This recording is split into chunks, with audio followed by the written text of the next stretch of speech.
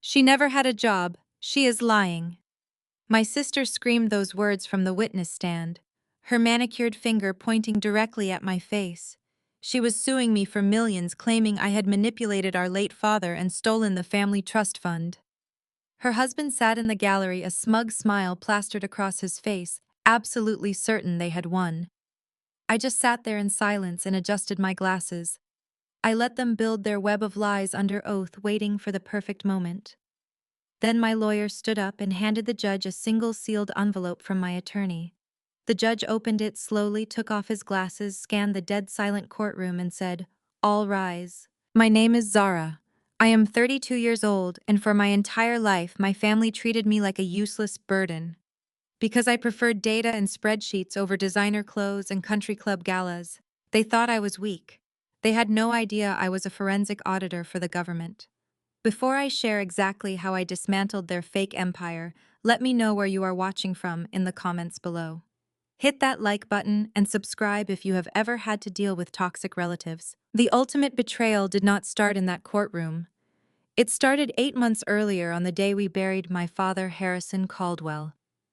My father had built a massive logistics empire in Atlanta from the ground up. He was a brilliant man, but his fatal flaw was indulging my mother Beatrice and my older sister Chloe. While I was away building my career in silence, Chloe enthusiastically anointed herself the golden child. She married Damon Sterling, a flashy investment broker who drove leased luxury cars and wore fake watches to pretend he was part of the black elite. It was a brutally humid afternoon. I stood by my father's casket, trying to process the immense grief of losing the only person in the family who truly understood me. The cemetery was packed with high society figures, business partners, and wealthy socialites. My mother desperately wanted to impress. I wore a simple tailored black dress, keeping my head down and quietly wiping my tears. I just wanted a moment of peace to say goodbye to the man who taught me everything about integrity. I did not even have a moment to mourn before Damon marched right up to me. He did not offer a hug or a single word of comfort. Instead, he aggressively shoved a folded piece of paper directly into my chest. "Your daddy is gone, Zara," Damon sneered, making sure his voice was low enough so the important guests would not hear, but harsh enough to sting my ears. "Time to pay up for once in your life, freeloader. The bill is for $45,000. You can put it on a payment plan if you need to, since we know you do not make any real money." I stared at the invoice, then looked up at Damon's arrogant face. My mother Beatrice stepped up right beside him, adjusting her expensive wide-brimmed hat to block the sun. She looked me up and down with absolute disgust. "Do not look so shocked, Zara," my mother whispered sharply. "Damon and Chloe are running major real estate projects right now. Their capital is heavily tied up in highly important investments. You have no career to speak of, no husband to provide for you, and no social standing to maintain.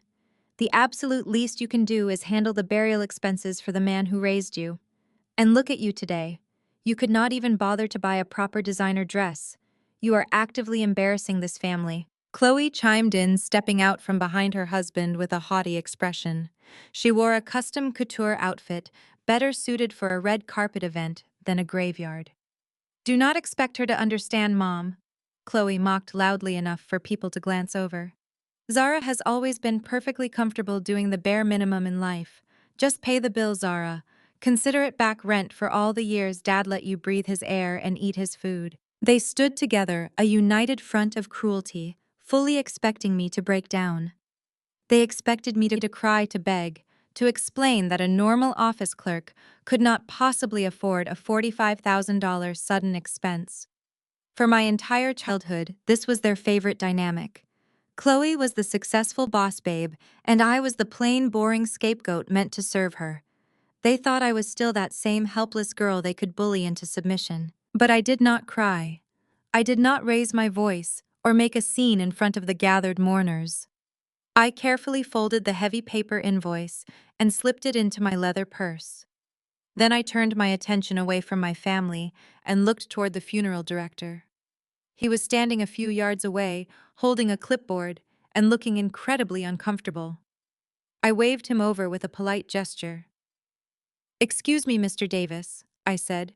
keeping my voice perfectly calm and professional. I would like to settle the full balance for my father's services right now. The funeral director nodded nervously and pulled out a mobile payment terminal. Damon crossed his arms, exchanging a highly mocking glance with Chloe. They were eagerly waiting for my standard debit card to decline. They desperately wanted to watch me suffer the profound humiliation of a rejected transaction in front of the wealthy crowd they respected so much. Instead of reaching for a standard bank card, I opened my wallet and deliberately pulled out an exclusive Centurion black card. The heavy dark metal caught the afternoon sunlight. It was exactly the kind of status symbol Damon had spent his entire adult life pretending he qualified for, but could never actually attain. I swiped the heavy metal card through the machine. The terminal processed for a split second and then beeped in loud, cheerful approval.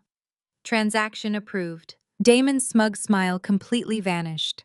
His eyes locked onto the black metal card in my hand, his jaw slightly open in sheer disbelief. Chloe quickly noticed his shocked reaction and looked down at the card herself. Her contoured face instantly contorted in wild confusion and sudden anger. "Wait, let me see that," Chloe demanded, lunging forward aggressively to snatch the card directly from my fingers. "What kind of fake credit card is that? Who gave that to you?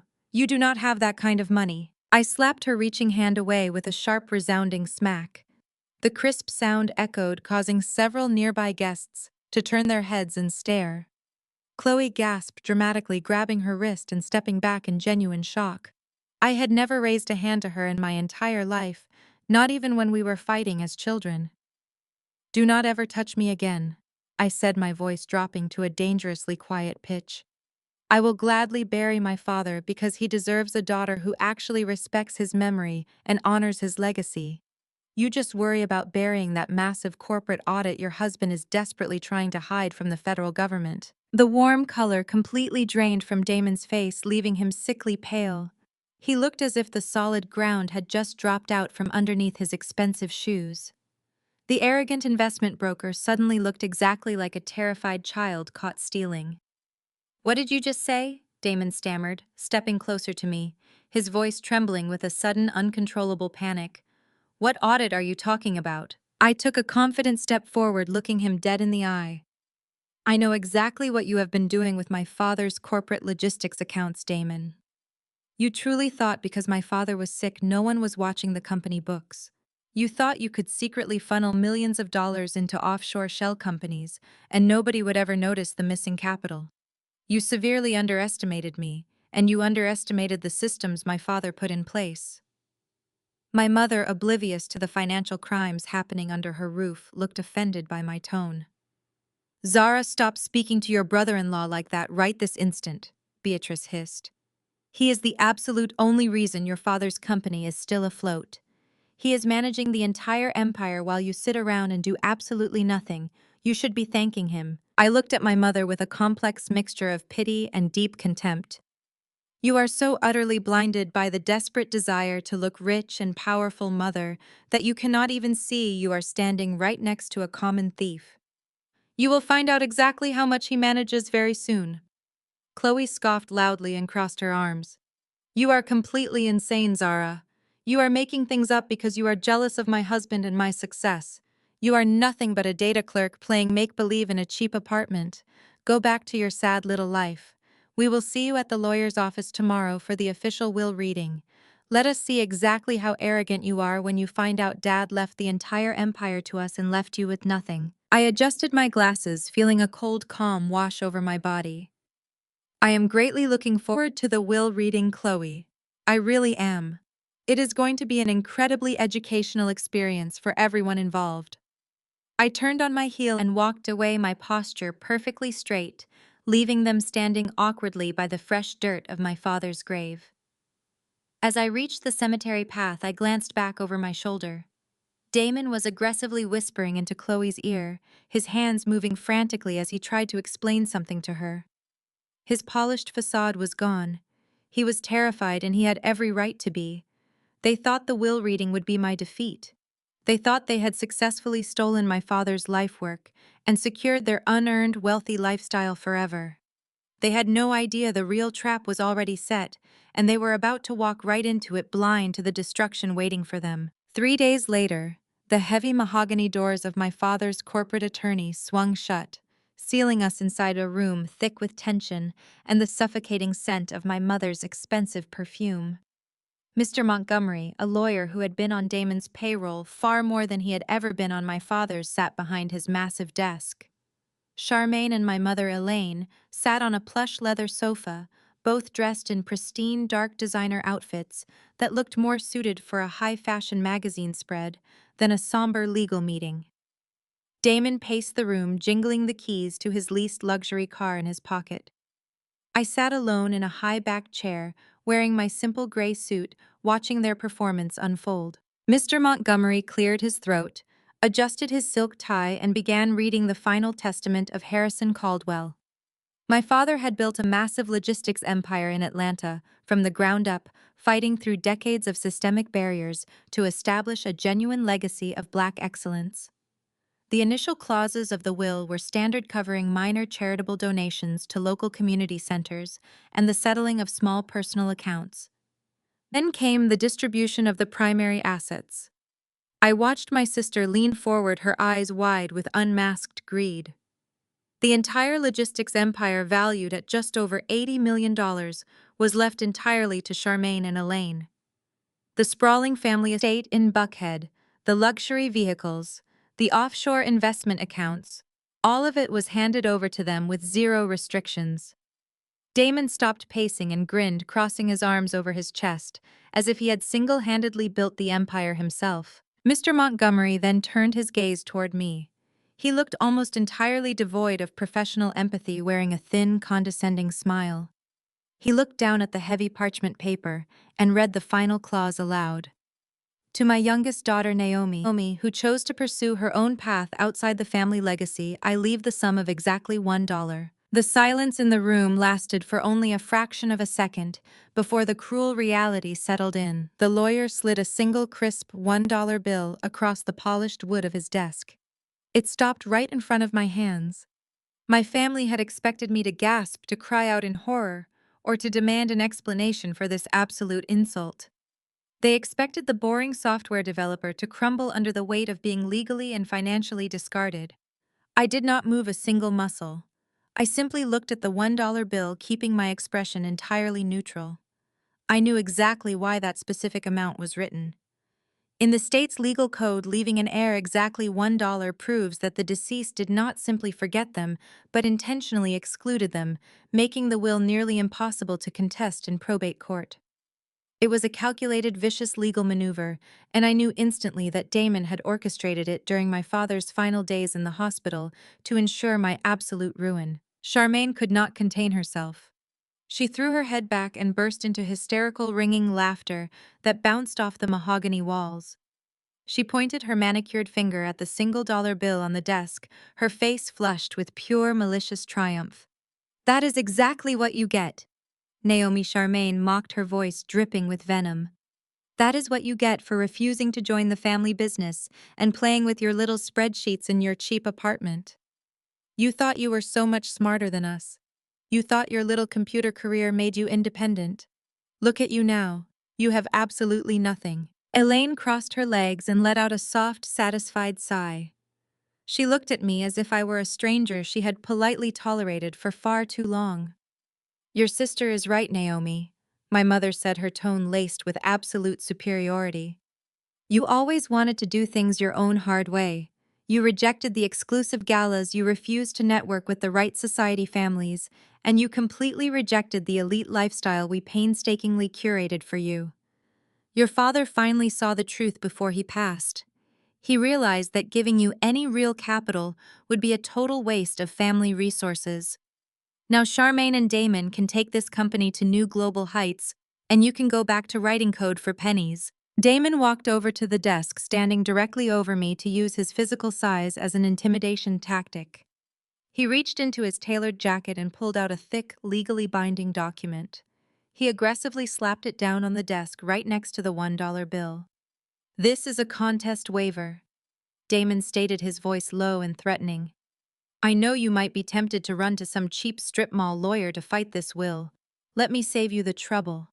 If you do not sign this waiver right now, giving up all rights to appeal or contest the estate, I will personally tie you up in litigation for the next 10 years. I will use the company's endless legal funds to bury you.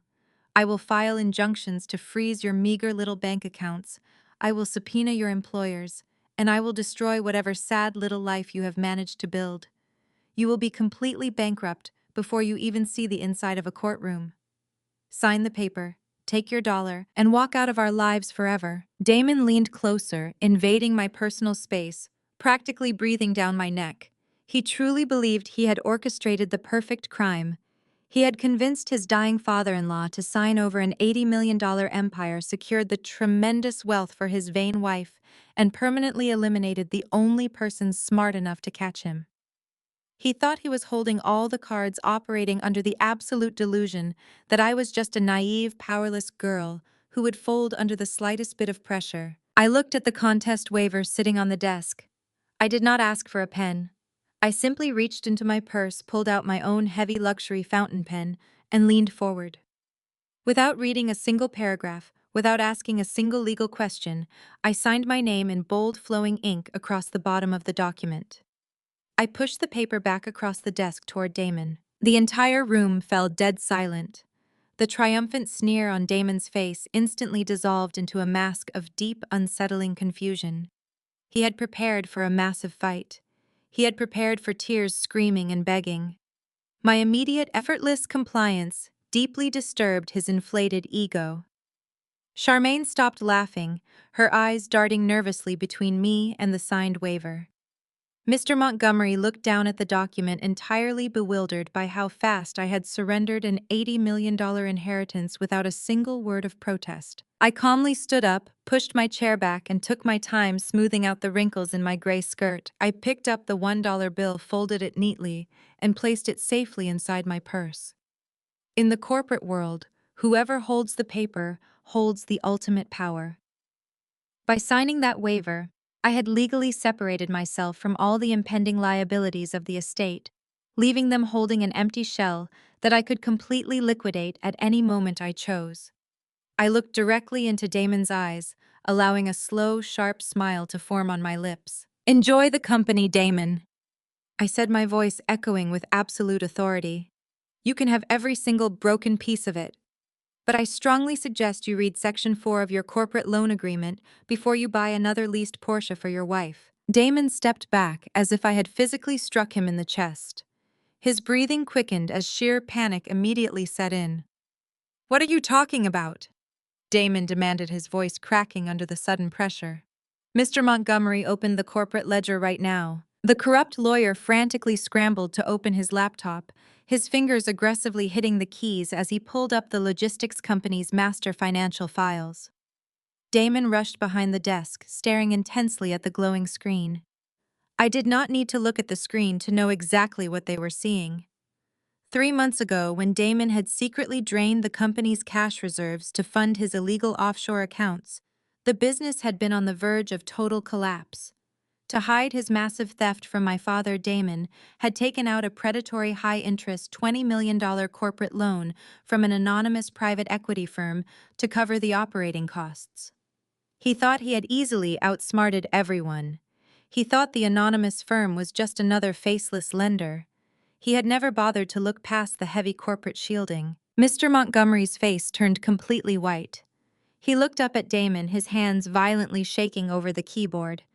Damon, the lawyer, whispered in pure terror, "The primary debt holder is not a traditional bank.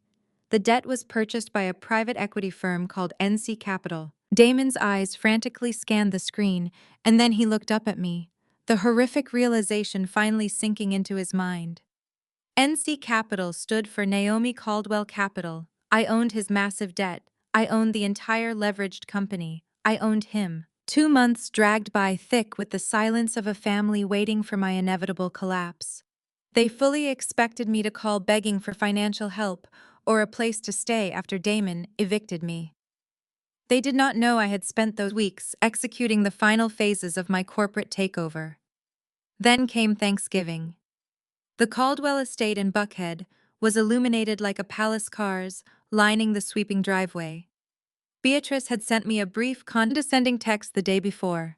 "We are expecting important guests. Come early. We need an extra set of hands for the catering." It was a blatant power play.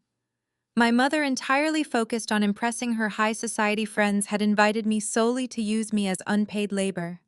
She wanted to physically demonstrate my newly diminished status to the entire Atlanta elite. I arrived exactly on time, bypassing the kitchen entirely. I walked straight into the grand foyer, wearing a simple, inexpensive beige blouse and dark slacks, looking exactly like the poor sister they wanted me to be. The house buzzed with conversation and the clinking of crystal glasses. I found them in the main living room. Beatrice was holding court with a group of wealthy socialites, and Chloe was standing nearby holding a full glass of dark red wine, laughing loudly at a joke Damon had just made. When Chloe spotted me, her eyes lit up with malicious glee. She immediately detached herself from her group and walked directly toward me, her designer heels clicking sharply against the marble floor. "Oh, look, everyone," Chloe announced, her voice carrying over the music. "The prodigal sister decided to show up. I told you she would come crawling back for a free meal." Before I could even respond, Chloe took a sudden, deliberate step forward and dramatically stumbled.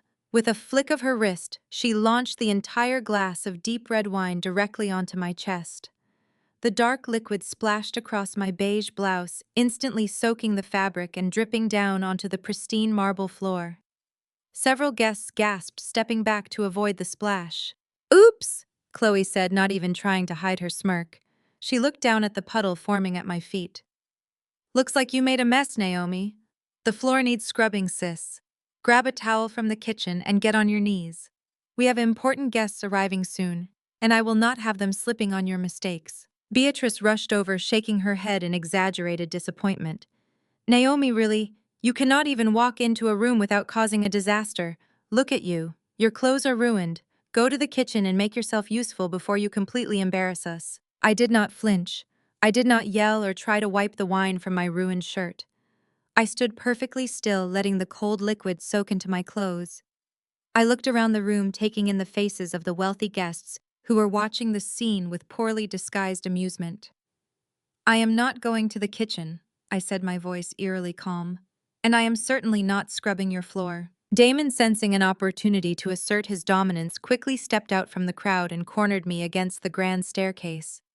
His face was flushed with arrogance, fueled by the expensive bourbon he had been drinking all afternoon. "You will do exactly what your sister tells you to do," Damon hissed, stepping uncomfortably close.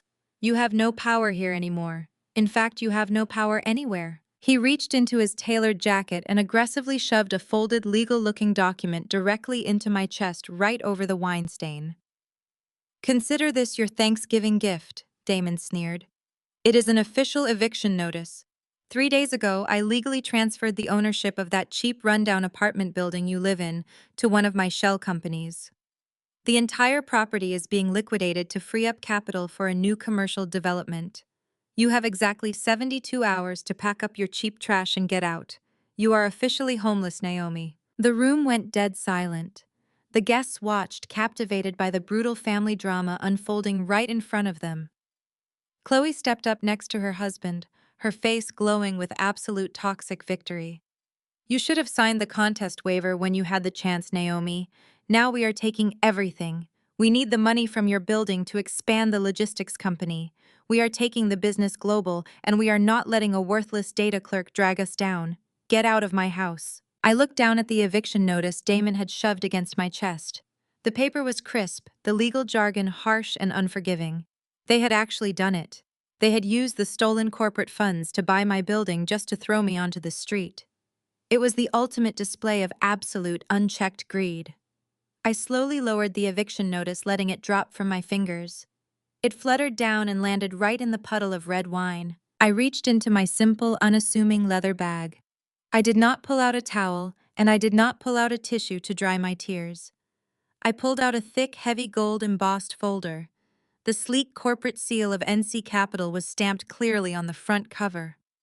I took one deliberate step forward, forcing Damon to step back and drop the heavy folder directly onto the pristine marble counter next to the grand staircase.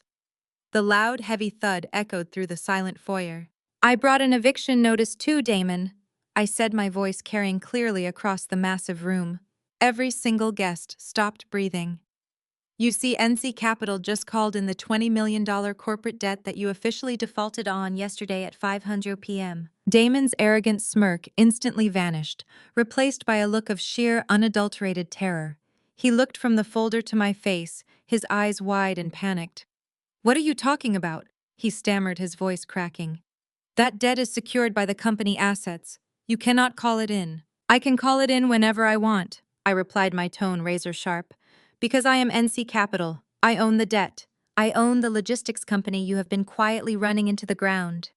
And because you recklessly used this very estate as collateral to secure that high-interest loan, I own this house too." Beatrice gasped loudly, her hand flying to her mouth in pure shock. Chloe's face contorted in disbelief, her eyes darting frantically between me and her terrified husband. "She is lying, Damon!" Chloe shrieked, her voice shrill and desperate. "Tell them she is lying. She does not have that kind of money. She is just a software developer." "She is not lying," Damon whispered, his voice trembling uncontrollably. "I checked the corporate filings last week. NC Capital bought the debt, but I did not know. I did not know it was her." I stepped closer to Chloe, ignoring the wine dripping from my blouse. "You thought I was just playing with spreadsheets, Chloe. You thought I was weak because I did not flaunt my wealth for strangers on the internet. While you were busy posting fake luxury photos and spending money that belonged to our father, I was building a venture capital firm that specializes in liquidating corrupt, mismanaged corporations. Corporations exactly like the one Damon just destroyed." I turned my attention back to Damon, who was now sweating profusely under the intense gaze of the wealthy Atlanta elite he had tried so desperately to impress. "Your massive expansion plans are over, Damon. The company accounts are fully frozen. The offshore shell companies you used to hide the stolen funds have been reported to the federal authorities.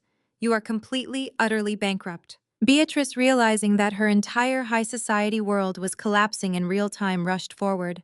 Her face was flushed with absolute fury. "You ungrateful little brat!" Beatrice screamed, raising her hand to strike me across the face. "I will not let you destroy this family." Before her hand could even come close to my face, the heavy oak front doors of the estate swung open with a loud, aggressive bang. Beatrice froze, her hand still raised in the air. Two large men wearing dark, generic windbreakers and serious expressions walked straight into the grand foyer. They did not look like party guests. They looked like men who delivered very bad news for a living.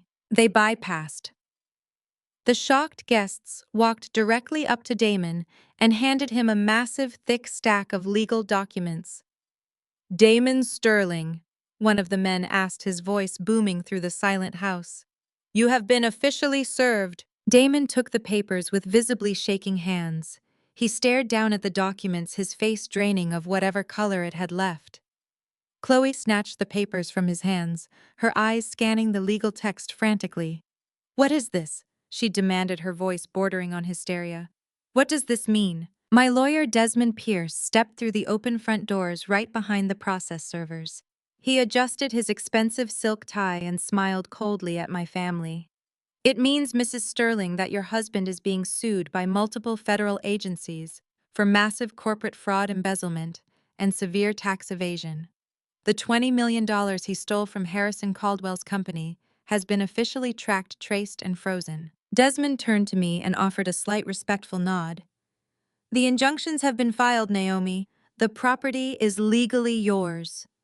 I looked at my mother, who was now trembling with fear, her hand slowly lowering to her side. Then I looked at Chloe, whose perfect boss babe facade had entirely shattered into a million unfixable pieces. Finally, I looked at Damon, who was staring at the floor, fully realizing that his entire fake empire was completely gone. "You have exactly 24 hours to pack your cheap trash and get off my property," I said, echoing Damon's exact words from just minutes before. "And Chloe, I strongly suggest you grab a towel from the kitchen.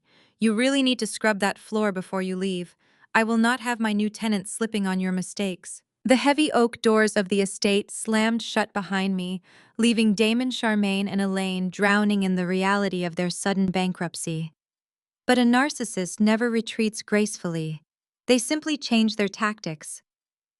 Less than 2 hours after I served them the foreclosure and eviction notice, my phone began vibrating continuously on the passenger seat of my car. Charmaine had gone live on Instagram. She had 500,000 followers who worshipped her carefully curated lifestyle, and she knew exactly how to weaponize them. I opened the application and watched her performance. She was sitting in the back of her leased luxury SUV, tears streaming down her perfectly contoured face. She had deliberately ruined her own makeup to look like a desperate, terrified victim fleeing from a disaster. "Hey everyone," Charmaine sobbed into the camera, her voice trembling with highly practiced emotion. "I am sorry to get on here like this, but my family is under a vicious attack. My younger sister Naomi is suffering from a severe mental health crisis. She has completely lost touch with reality. Tonight she showed up at our family Thanksgiving dinner with forged legal documents and armed thugs. She is trying to steal the logistics company my late father built from the ground up.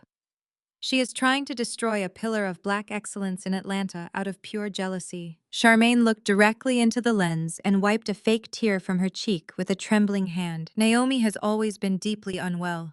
We tried to get her psychiatric help for years, but she refused. Now she is forging federal banking records and claiming she owns our family estate. She just kicked her own mother out into the cold streets of Atlanta without a dime to her name. Please pray for my sister because she belongs in a psychiatric ward, not a corporate boardroom. She is actively trying to destroy my husband because he is a successful, strong black man, providing for his community." The comments section exploded with immediate outrage. Hundreds of thousands of strangers instantly took Charmaine's side without a second thought. They called me a jealous, deranged spinster who could not secure a husband. They tagged the Atlanta Police Department and the local news stations. They flooded my professional email inbox with death threats and hateful messages demanding I be locked in a prison cell for elder abuse and corporate terrorism. Charmaine knew exactly what she was doing. She was weaponizing social media to completely destroy my professional reputation before we ever stepped foot inside a courtroom. She truly believed that public pressure and the threat of internet cancellation would force me to panic and drop the foreclosure. The next morning, I sat at my desk inside the glass-walled headquarters of NC Capital in downtown Atlanta. My lawyer Desmond sat across from me in a sleek leather chair, calmly reviewing the massive wave of online hate on his tablet. "They are trying to bait you into a public screaming match," Desmond advised, while adjusting his suit jacket. "Damon's defense attorneys want you to post an angry response so you look unhinged and unstable. Do not engage online. Let them dig their own legal graves on the internet." I took a sip of my black coffee and looked out over the city skyline. "I have no intention of arguing with strangers on the internet, Desmond. I am waiting for their next physical move." I did not have to wait long. At exactly 10 in the morning, the front desk receptionist called my secure line. My mother Elaine was standing in the lobby demanding to see me. I told security to let her up. Elaine walked into my expansive corner office, wearing a pristine white cashmere coat and carrying a massive designer handbag. She had completely dropped the arrogant, elitist attitude she had displayed at the estate the night before. Instead, she put on a sickly sweet, incredibly fake motherly act. She looked around my secure office with artificial awe, pretending to be a supportive and highly impressed parent. "Naomi, my sweet, beautiful girl." Elaine sighed, taking a seat across from my heavy mahogany desk. She folded her hands in her lap and looked at me with wide, pleading eyes. "I am so incredibly sorry about the terrible misunderstanding yesterday. Damon was completely out of line with that apartment eviction notice. But you know how men are with their pride when they are under stress. Let us just fix this as a family. We are strong black women, Naomi. We do not fight in public courtrooms. You do not need to do this aggressive foreclosure, baby. We can work this out privately without tearing your father's beautiful legacy apart." I watched my mother carefully. Her performance was entirely too desperate. "You want me to drop the corporate foreclosure, mother?" I asked, keeping my tone perfectly flat and devoid of any emotion. Elaine nodded eagerly and leaned forward against the edge of my desk. "Yes, sweetie. You are just angry about the past, right? You fabricated those corporate documents just to teach Damon a lesson. It was a very clever prank, Naomi, but the joke has gone far enough. Just admit you made the papers up because you were hurting, and I promise I will make Damon issue a public apology to you today. Elaine was waiting with bated breath for my answer. She needed me to say the word fabricated out loud. She needed me to verbally admit I forged the financial documents out of spite. As she leaned forward, the top zipper of her oversized designer handbag gaped open slightly. Tucked deep inside the dark silk lining of the purse, I saw a tiny, rhythmic, blinking red light. It was a digital audio recorder. My own mother was wearing a wire into my office. She was actively trying to bait me into making a fake confession or a violent threat, so Charmaine's high-priced defense lawyers could use it as evidence to invalidate my corporate takeover and send me to jail. I slowly stood up from my executive chair and leaned over my desk, bringing my face just inches from my mother's designer handbag. "Mother," I said, speaking directly and clearly into the hidden microphone. "I know exactly what you are doing. I see the red light blinking in your purse. You can take this recording straight back to Charmaine's defense attorney and tell him he is going to need a much better trick if he wants to save Damon from a federal prison sentence." Elaine froze entirely.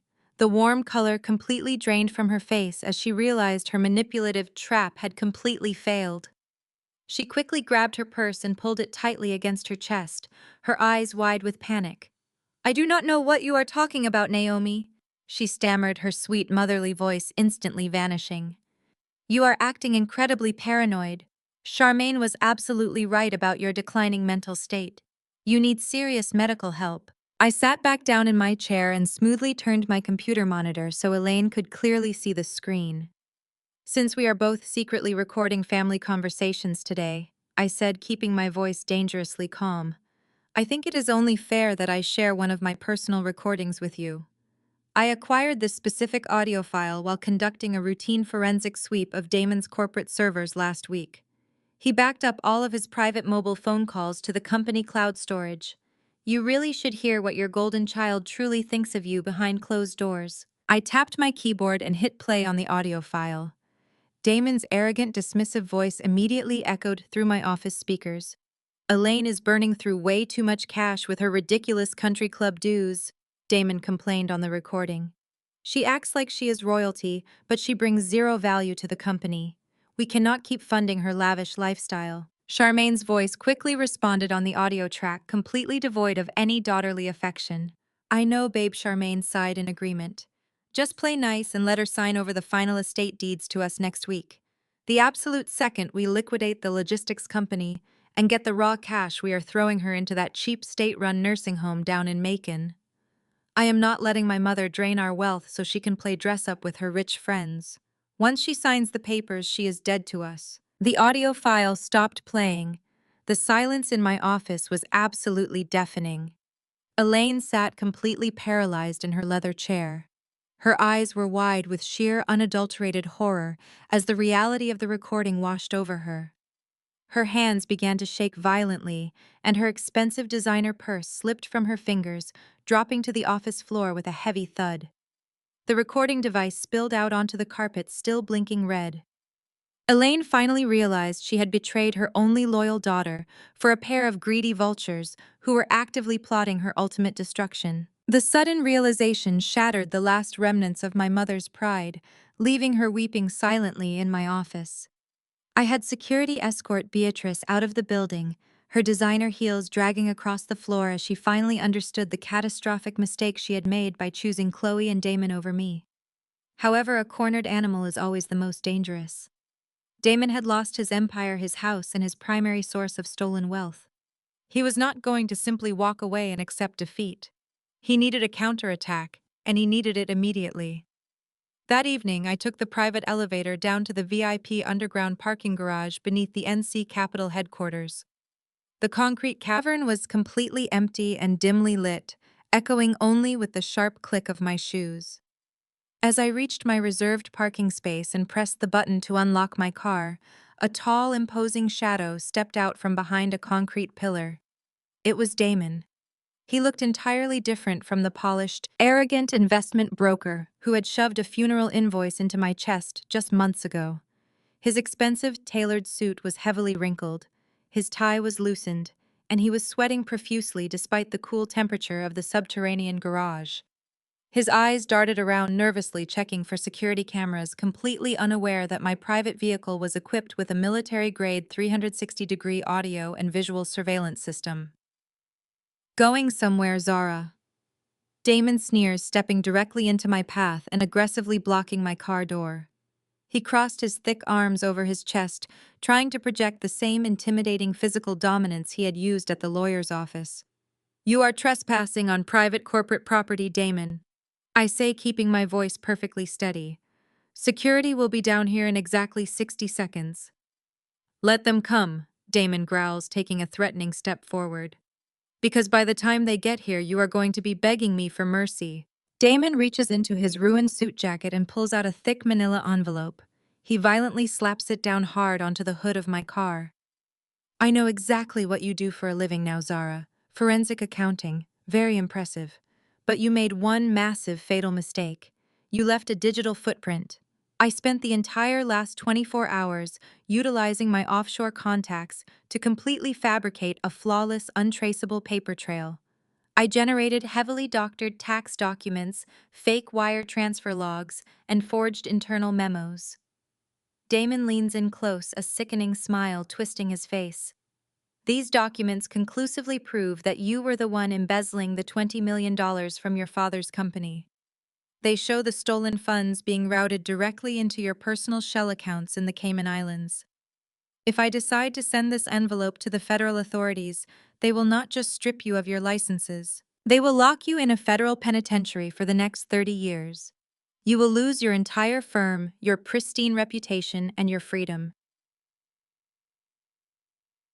I knew I had to give him exactly the reaction he so desperately craved. I immediately let my shoulders drop and allowed my hands to shake visibly. I widened my eyes and took a clumsy, fearful step backward, pressing my back hard against the cold metal of my car door. I let my leather briefcase slip from my trembling fingers, hitting the concrete floor with a loud smack. I forced my breathing to become shallow and rapid, perfectly mimicking the symptoms of a severe panic attack. Please, Damon, I stammer intentionally, letting my voice crack and pitch upward. Please do not go to the police with those documents. You cannot do this to me. I worked my entire life to build my firm. If the federal authorities even open an investigation, my entire client roster will drop me overnight. I will lose absolutely everything. Damon throws his head back and laughs, a booming, malicious sound that echoes loudly throughout the empty concrete parking garage. He feeds entirely on my fabricated fear, his massive ego instantly reinflating. He truly believes he has completely checkmated a high-tier forensic auditor. He thinks he is the ultimate untouchable alpha male in the room. Look at you. Damon mocks, stepping even closer to corner me against my vehicle. You thought you were so brilliant, Zara. You thought you could just swoop in and steal my company. But you are just as weak, pathetic, and utterly stupid as your miserable father. Harrison thought he could control me too. He thought he could audit my accounts and stop my expansion. But I broke him, and now I am going to break you. I keep my hands raised in a defensive, trembling posture. I will give you what you want. I beg, forcing a single strategic tear to roll down my cheek. Just tell me what you want me to do. You are going to sign the entire estate and the logistics company completely back over to me by the end of the week, Damon demands, aggressively jabbing his finger into my shoulder. You are going to officially dissolve NC Capital's claim on my debt. You are going to walk away with nothing, just like you were supposed to do at the will reading. I can do that, I whisper frantically, looking down at the ground in mock defeat. I will give you the company and the house. Just please give me a few days to get the massive amount of legal paperwork properly drafted. It takes time to reverse a corporate foreclosure of this magnitude. You have exactly 48 hours, Zara. Damon snarls, grabbing the manila envelope off the hood of my car and shoving it roughly into my face. If those transfer deeds are not sitting on my desk by Friday morning, these forged tax records go straight to the federal prosecutors. Do not test me again. I will utterly destroy your sad little life without a second thought. Remember who is in charge. Damon turns on his heel and confidently marches away, his heavy footsteps echoing loudly across the parking garage. He climbs into his flashy leased sports car, revs the engine aggressively to make a final intimidating statement, and speeds out of the underground facility. I wait exactly 5 seconds until his red taillights completely disappear around the concrete ramp. The second his car is gone, my entire demeanor instantly shifts.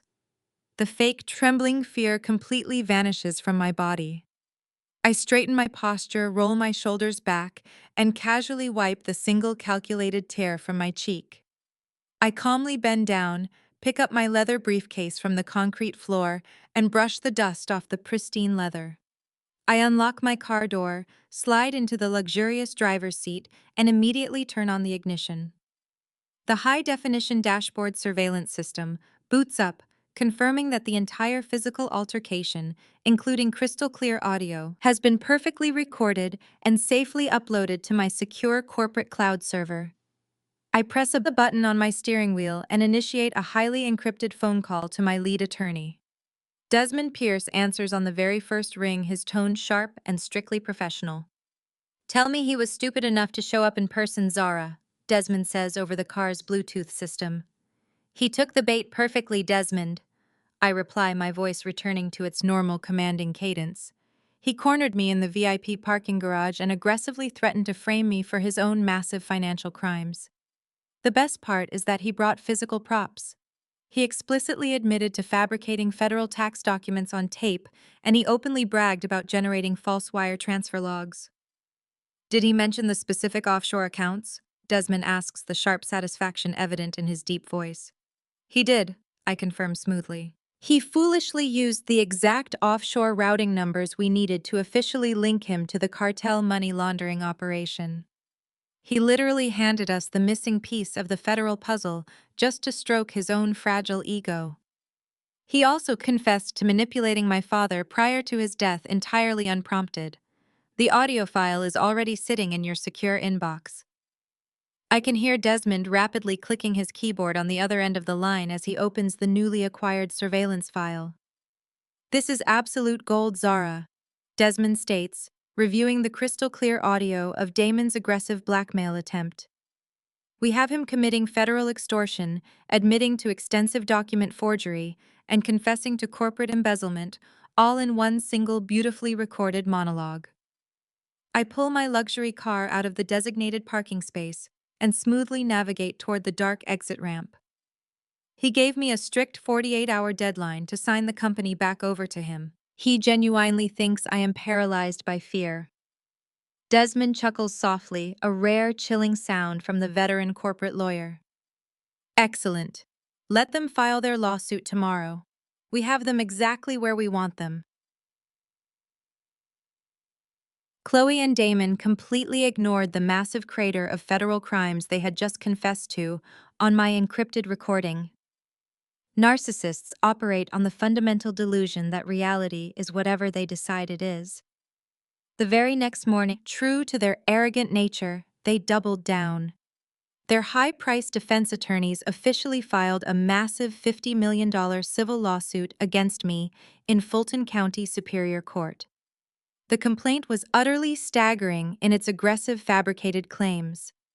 They formally accused me of violent elder abuse against Beatrice, malicious document forgery regarding my father's corporate debts, and aggressively stealing the entire Caldwell family trust fund through massive complex financial manipulation. Because they were prominent figures in the Atlanta luxury real estate scene, the local media absolutely devoured the story. The news stations blasted the lawsuit across every morning broadcast. The headlines were vicious and heavily biased. "Atlanta socialite sues sister for $50 million over stolen family empire." "Corporate theft or mental breakdown, the Caldwell family feud." My face was plastered across the television screens, intentionally using a terrible grainy photo from my college years to make me look completely unhinged and desperate. Chloe gave another tearful, highly orchestrated interview on the courthouse steps, wearing a pristine white suit, to project absolute innocence. She aggressively painted me as a deeply jealous, highly disturbed spinster who was ruthlessly destroying a respected black business empire out of pure, uncontrollable spite. My secure phone rang as the morning broadcast aired. It was Desmond. They officially filed Zara. $50 million. They are aggressively pushing for a highly public jury trial. They want to absolutely destroy your reputation so thoroughly that you simply surrender the company to avoid the media circus. I watched Chloe's fake tears on the muted television screen in my office. Let them put on their little show, Desmond, I replied calmly. They are spending money they do not actually have to pay those high-profile lawyers. Damon's corporate accounts are still completely frozen by NC Capital. He is going to get desperate for liquid cash very soon, and desperate men always make sloppy physical mistakes. I was absolutely right. 2 days later, my private security team flagged a highly suspicious movement.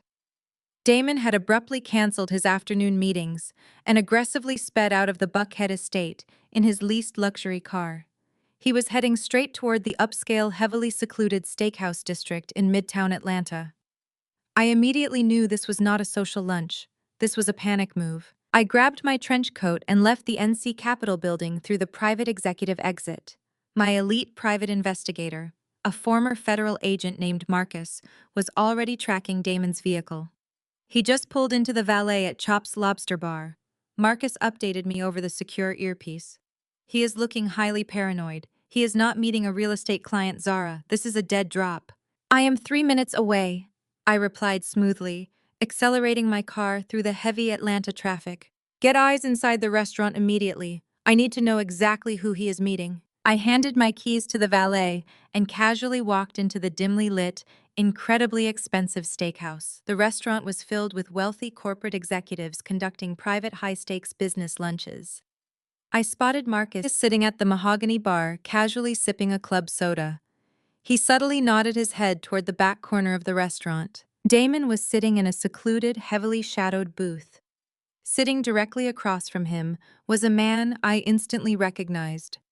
It was Richard Vance, a senior regional manager at the primary commercial bank that held the original financial records for my father's logistics company. Richard was known in the Atlanta financial district as a man who could aggressively lose inconvenient paperwork for the right price. I slowly walked past their booth and smoothly slid into a small, highly obscured table just 3 spots away. A large decorative indoor plant completely hid me from their direct line of sight. I casually ordered a filet mignon and a glass of sparkling water, acting like a completely normal, wealthy patron enjoying a quiet lunch. But I was not eating. I was intensely listening. You need to delete the holding company records from the main server today, Richard. Damon hissed, his voice low and aggressive. Every single trace of NC Capital buying that corporate debt needs to completely vanish. If those digital records disappear, Zara has absolutely no concrete proof that she legally owns the company. We can easily frame her for massive document forgery in court tomorrow. Richard Vance nervously adjusted his expensive silk tie. Damon, you are asking me to aggressively manipulate federal banking servers. That is a massive, highly illegal risk. If the compliance department even suspects a data breach of that magnitude, I will lose my entire career and go straight to federal prison. Do not play games with me, Richard, Damon snarled, leaning aggressively across the polished wood table. I know exactly what you did for the cartel accounts last year. You are already in bed with the devil.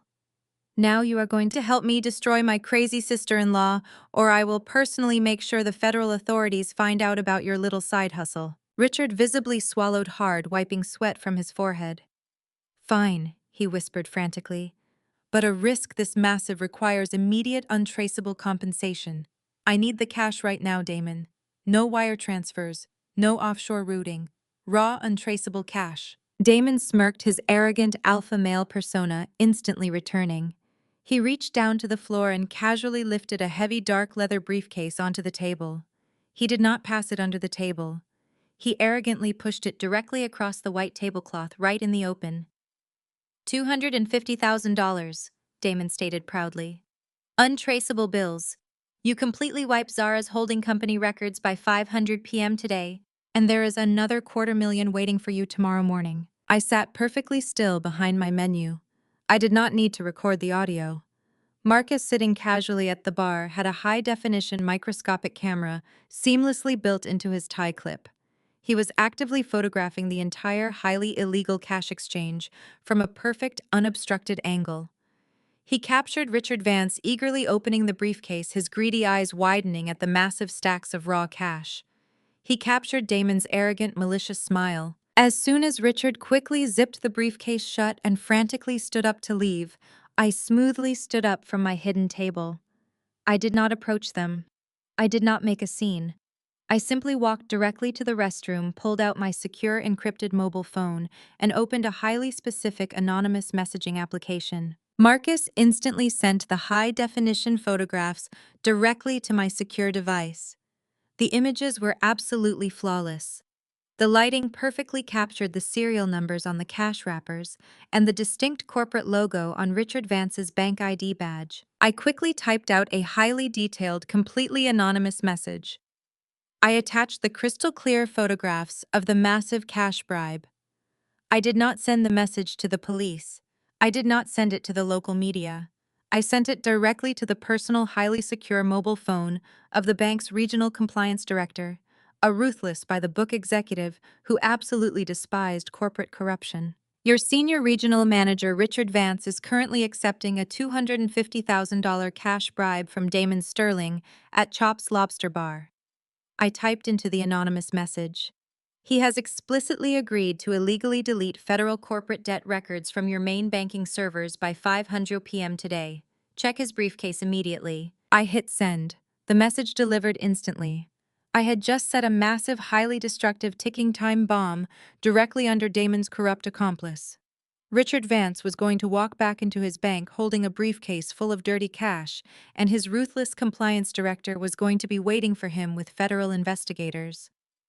Damon's entire plan to frame me for document forgery was about to completely implode before it even began, and he had absolutely no idea the trap had already snapped shut. The very next morning, the legal battlefield shifted from the shadowy underground parking garages and dimly lit steakhouses to the sterile, heavily air-conditioned environment of a high-rise corporate law firm in downtown Atlanta. Chloe and Damon had hired one of the most notoriously aggressive defense attorneys in the city, a man named Reginald Sterling, who was infamous for verbally destroying opposing parties during pretrial discovery. The deposition was scheduled in a massive glass-walled conference room on the 50th floor, designed specifically to intimidate and break anyone who dared to sit across from their legal team. I walked into the room wearing a simple, impeccably tailored navy blue suit, flanked only by my fiercely stoic attorney Desmond.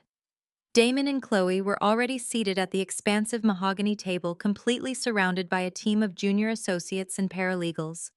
They looked incredibly smug, projecting the false confidence of people who believed they had successfully deleted all evidence of their massive corporate crimes just hours prior. The grueling deposition dragged on for 8 exhausting, deliberately punishing hours. Attorney Reginald paced back and forth behind his wealthy clients, aggressively pointing his heavy gold fountain pen at my face. He employed every dirty psychological trick in his extensive legal arsenal to insult my intelligence and break my focus. He repeatedly referred to me as a glorified freelance bookkeeper, intentionally attempting to trigger an emotional response for the official video recording. He loudly and condescendingly questioned my basic understanding of corporate finance, treating me like a slow, uneducated child who had somehow wandered into a boardroom of intellectual giants. Reginald aggressively slammed thick stacks of fabricated financial documents onto the table, demanding that I explain complex tax codes that he himself barely understood, all while wearing a sickeningly arrogant sneer. Reginald then shifted his aggressive tactics to directly attack my financial capacity. He loudly mocked the very idea that an independent single woman living in a modest apartment could ever possess the immense capital required to execute a hostile corporate takeover of a massive logistics empire. He leaned over the polished wood table and aggressively yelled that a basic data entry clerk could never afford to buy out a $20 million commercial debt. He viciously painted me as a delusional, broke and bitter spinster who was hopelessly jealous of her beautiful, highly successful sister. According to his highly theatrical narrative, I was nothing more than a pathetic fraud who had desperately forged federal documents in a frantic attempt to extort money from my own wealthy, hardworking family. Throughout this entire brutal 8-hour psychological assault, I maintained absolute, unshakable composure. I sat with perfect, rigid posture in my leather executive chair, my hands folded neatly and calmly in my lap. I did not take a single piece of the aggressive bait Reginald threw at me. I did not raise my voice, I did not frown, and I certainly did not shed a single tear of frustration.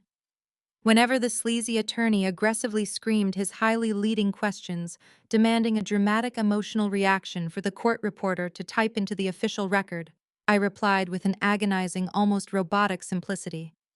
My voice remained perfectly flat, entirely devoid of the defensive panic they so desperately wanted to capture on tape. I do not recall I stated calmly, looking directly into the camera lens, when Reginald demanded the specific dates of my corporate banking transactions. I simply review raw data. I answered smoothly when he aggressively pressed me to explain the complex restructuring of NC Capital's asset portfolio. My flat, relentlessly emotionless responses completely starved the arrogant lawyer of the dramatic, explosive reaction he needed to prove I was mentally unstable. The more perfectly calm and concise I remained, the more visibly frustrated and red-faced Attorney Reginald became. He was sweating through his custom-tailored shirt, utterly failing to crack a woman he had assumed would be an easy, highly emotional target. Directly across the mahogany table, Chloe was putting on a highly theatrical, vicious performance of her own. She leaned back in her plush, oversized leather chair, openly scoffing and rolling her eyes at every single answer I gave. She wore a bright, obnoxious designer dress, clearly dressing for a celebratory victory lap rather than a serious legal proceeding. Chloe was entirely convinced that my short, simple answers were absolute proof that I was rapidly crumbling under the immense legal pressure. She truly believed that my lack of aggressive defense meant I was finally realizing I was entirely out of my depth and trapped in a massive lie. Chloe leaned over and whispered loudly into Damon's ear, making absolutely certain that the court reporter could hear her malicious, high-pitched giggles. She smugly remarked that her sad little sister was finally shutting down because the sheer weight of her fraudulent crimes was crushing her. She loudly whispered that I was probably going to start sobbing and begging for forgiveness before the lunch break even concluded.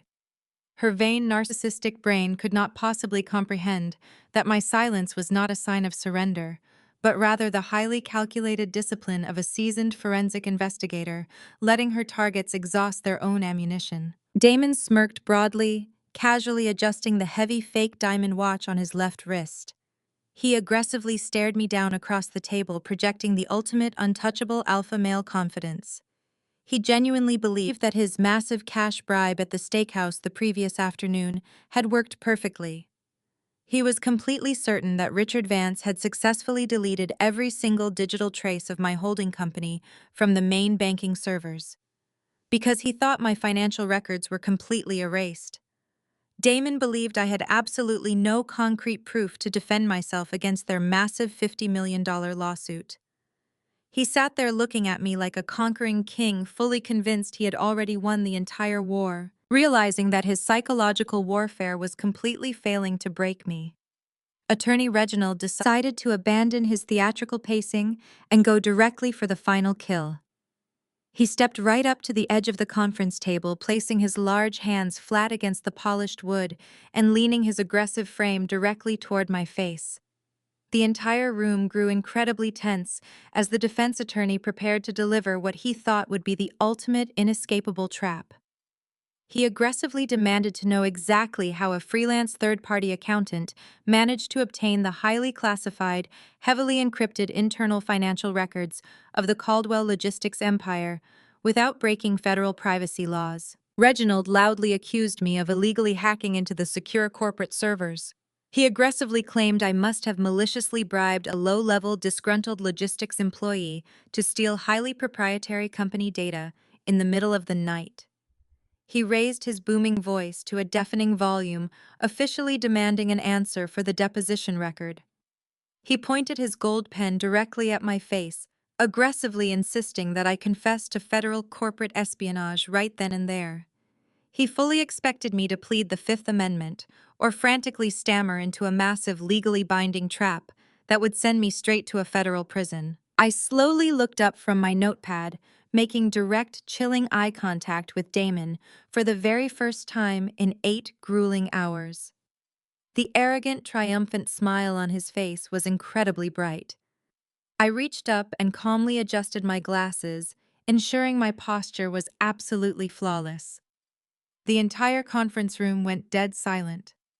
The only sound was the rapid, quiet clicking of the court reporter typing on her stenography machine.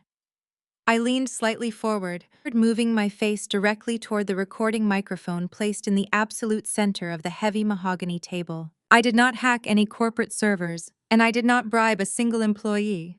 I stated with absolute crystal clear precision. My voice cut through the freezing air conditioning of the boardroom like a razor-sharp knife. The room held its collective breath as I delivered the fatal, undeniable truth. Because my father gave me the master passwords 3 days before he died. He knew you were stealing, Damon. The arrogant, incredibly smug smirk instantly vanished from Damon's sweating face, rapidly replaced by pure, uncontrolled animalistic rage.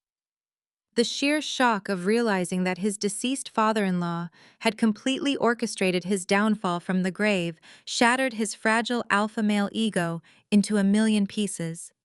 He realized in a fraction of a second that I had full, unrestricted legal administrative access to every single dirty ledger, offshore wire transfer, and hidden shell company he had ever created. His massive, carefully constructed empire of lies completely evaporated right in front of his eyes. Before his expensive defense lawyers could even attempt to stop him, Damon let out a furious, violent roar and leaped aggressively across the wide mahogany table. He wildly lunged forward with both hands outstretched, attempting to viciously grab me by my throat. Thick stacks of fabricated legal documents and heavy binders scattered everywhere, fluttering to the floor in absolute chaos. Desmond, my brilliant attorney, reacted with lightning speed.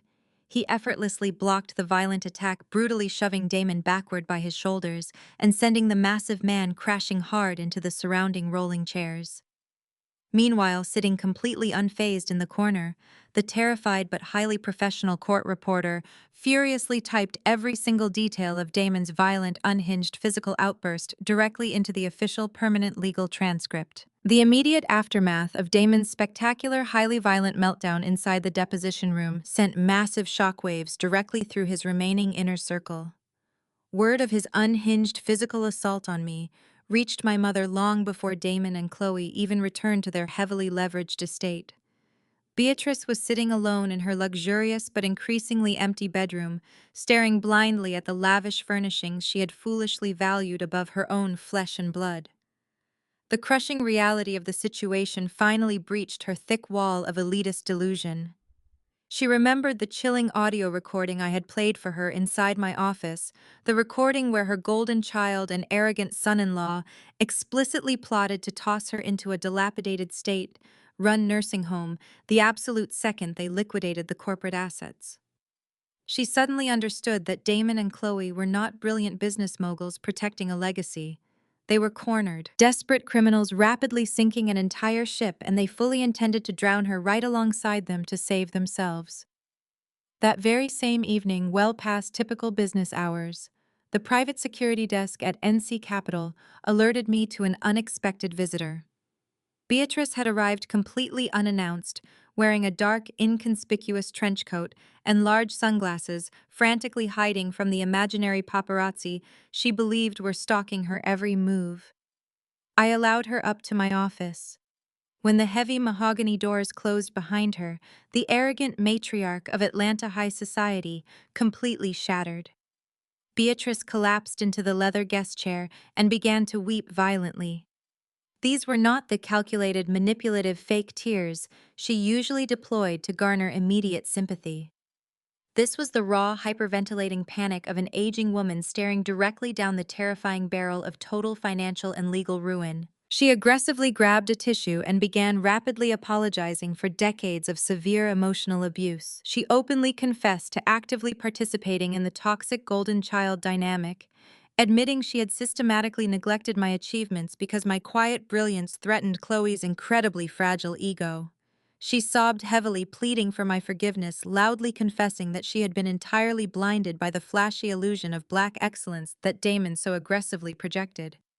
Beatrice wept that she finally saw my immense value, desperately claiming she now realized I was the only person in the family who possessed genuine, uncorrupted strength. She wailed that she was utterly terrified of going to a miserable federal prison for inadvertently signing the fraudulent corporate tax documents Damon had aggressively shoved in front of her face over the past 2 years. She frantically wiped her ruined makeup, loudly promising that she would do absolutely anything to make up for a lifetime of treating me like an unwanted disposable burden. I sat perfectly still behind my expansive executive desk, watching my mother completely unravel with cold clinical detachment. I did not offer her a glass of water. I did not lean forward to provide a comforting embrace. I simply let her exhaust herself, allowing the heavy silence in the room to magnify her profound, pathetic desperation. When her violent sobbing finally reduced to ragged, shallow hiccups, I smoothly rested my elbows on the polished glass surface of my desk and looked directly into her bloodshot eyes.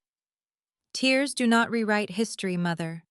I stated, my voice completely devoid of any familial warmth or sympathy.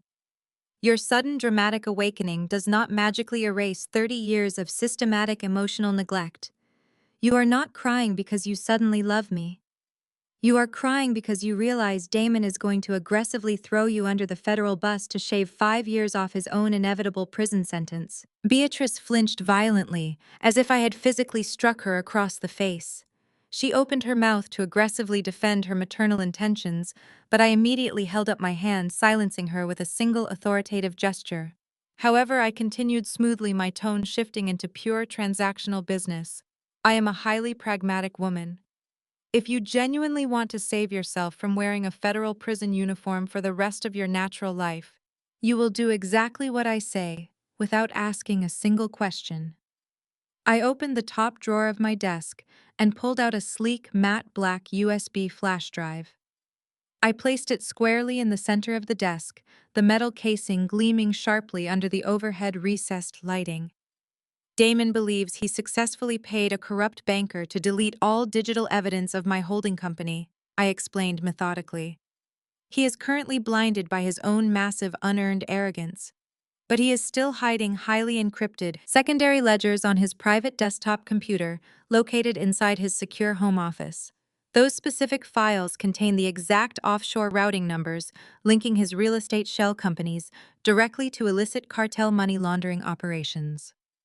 Beatrice stared at the small black device as if it were a venomous snake preparing to strike. "You want me to steal his computer files?" she whispered frantically, her hands shaking so badly she could barely grip the edge of the desk. "He keeps that office locked at all times. He will absolutely kill me if he catches me in there." I leaned slightly forward, fixing her with a relentless, icy glare. "You have lived in that massive house for 3 years, Mother. I know for an absolute fact that you possess a master skeleton key to every single room on that property because you always demanded total access to monitor the cleaning staff. You will take this specialized drive, you will insert it directly into his computer tower, and you will wait exactly 3 minutes. It requires zero technical skill. The malicious software preloaded on this device is military grade. It will automatically bypass all of his expensive commercial encryption and seamlessly clone his entire hard drive directly to my secure servers. Tomorrow evening, Chloe is hosting one of her ridiculously lavish, completely tone-deaf boss babe networking galas on the main floor of the estate. I instructed, coldly pushing the drive closer to her trembling hands. She invited over 200 prominent Atlanta socialites to aggressively celebrate her fake entrepreneurial success. Damon will be downstairs at the main bar, loudly pouring expensive champagne and desperately playing the role of the wealthy, untouchable kingmaker. That loud, crowded, highly distracting party is your only window of opportunity. You will go upstairs, breach the office, and plant the drive. If you successfully complete this singular task, my attorney will secure you a full federal immunity deal. If you fail or if you attempt to warn them, I will personally hand the prosecutors the specific tax documents bearing your forged signature. Beatrice swallowed hard, her eyes wide with absolute terror. She slowly reached out her shaking hand and securely gripped the black flash drive, slipping it deep into the pocket of her trench coat. The very next night, the sprawling Buckhead estate was completely flooded with loud pulsating music and the sharp clinking of expensive crystal glasses. Chloe was holding court in the grand foyer wearing a custom sequined gown, loudly bragging to her gullible followers about her massive real estate empire. Damon was aggressively networking near the extravagant catering station, totally consumed by his own fabricated hype. Nobody noticed the quiet, unassuming matriarch slipping silently away from the chaotic festivities. Beatrice quietly ascended the grand spiral staircase, her heart pounding violently against her ribs. She moved swiftly down the dimly lit upper hallway and arrived at the heavy double doors of Damon's private sanctuary. Her hands trembled uncontrollably as she pulled the brass skeleton key from her designer dress pocket. She slid the key into the lock, turned it smoothly, and slipped inside the dark, soundproofed room. The faint, rhythmic thumping of the party bass vibrated through the floorboards as she rushed over to Damon's massive multi-monitor computer setup.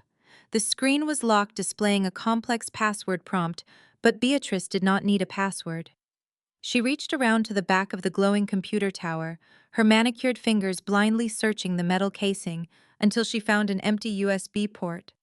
She aggressively shoved the black flash drive into the slot. Instantly, a small, vibrant blue LED light began pulsing rapidly on the end of the drive. Miles away, sitting perfectly calm in the dark, silent security command center of NC Capital, I stared intently at my glowing laptop screen. Desmond stood quietly behind my shoulder, his arms crossed tightly. A highly secure encrypted progress bar suddenly materialized on my monitor, aggressively bypassing Damon's expensive firewall protocols. The data extraction process initiated flawlessly. I watched with deep, absolute satisfaction as the digital progress bar rapidly filled with brilliant green light, silently draining every single dirty secret from Damon's hidden empire until it hit a perfect, undeniable 100%. The brilliant green light, illuminating my sleek monitor, confirmed the absolute, undeniable destruction of Damon's entire fraudulent empire. The highly encrypted progress bar hit a perfect 100%, silently signaling that every single hidden offshore ledger, every forged corporate tax return, and every illegal wire transfer had been flawlessly extracted from his heavily guarded home network. Downstairs at the lavish tone-deaf networking gala, Chloe remained completely oblivious to the fact that her own mother had just actively handed over the digital keys to their total financial ruin. I calmly closed my encrypted laptop and securely disconnected from the remote extraction terminal. The hard evidence was now safely locked inside multiple heavily fortified federal cloud servers. The only thing left to do was patiently wait for the arrogant predators to confidently walk directly into the inescapable legal snare we had meticulously laid out. The evening before the final, highly anticipated Superior Court hearing arrived with a thick, suffocating tension. Chloe, fueled by a dangerous cocktail of blind narcissism and unearned arrogance, simply could not resist the overwhelming urge to gloat publicly. She aggressively took to social media to flaunt her imagined upcoming legal victory over me. Sitting in my quiet, darkened office, I watched her latest Instagram post populate on my feed. She had uploaded a highly edited, heavily filtered photograph of herself, standing triumphantly on the grand marble staircase of the Buckhead estate. She was wearing an inappropriate, custom-tailored scarlet designer suit, aggressively holding a crystal champagne flute toward the camera lens. Her massive diamond rings sparkled brightly under the artificial lighting she used to project her fake elite status. The aggressive caption beneath the flashy photograph was a masterclass in delusional gaslighting. "Justice comes tomorrow for those who violently try to steal from their own loyal family," Chloe typed, adding several praying hands emojis to artificially boost her fake victimized narrative. My amazing husband and I have endured a brutal, unprovoked corporate attack from a deeply troubled, incredibly jealous relative. But the absolute truth always fiercely prevails in the end. We are actively reclaiming our rightful hard-earned legacy tomorrow morning in court. Thank you to all my amazing followers for your relentless support during this vicious, exhausting nightmare. Hashtag blessed, hashtag boss babe. Within mere minutes of posting the arrogant update, her comment section violently exploded with thousands of blind supportive messages from her gullible online followers. They aggressively praised her fake resilience and viciously demanded that I be thrown into a federal prison cell for terrorizing such a perfect family. Chloe frantically liked every single hateful comment directed at me, utterly convinced that public opinion was the only metric that mattered in a courtroom. She truly believed her social media manipulation had already won the complex legal war. I did not leave a comment. I did not report the post. I simply took a high-definition screenshot of the incredibly smug, highly incriminating photograph and securely filed it away into my digital evidence folder.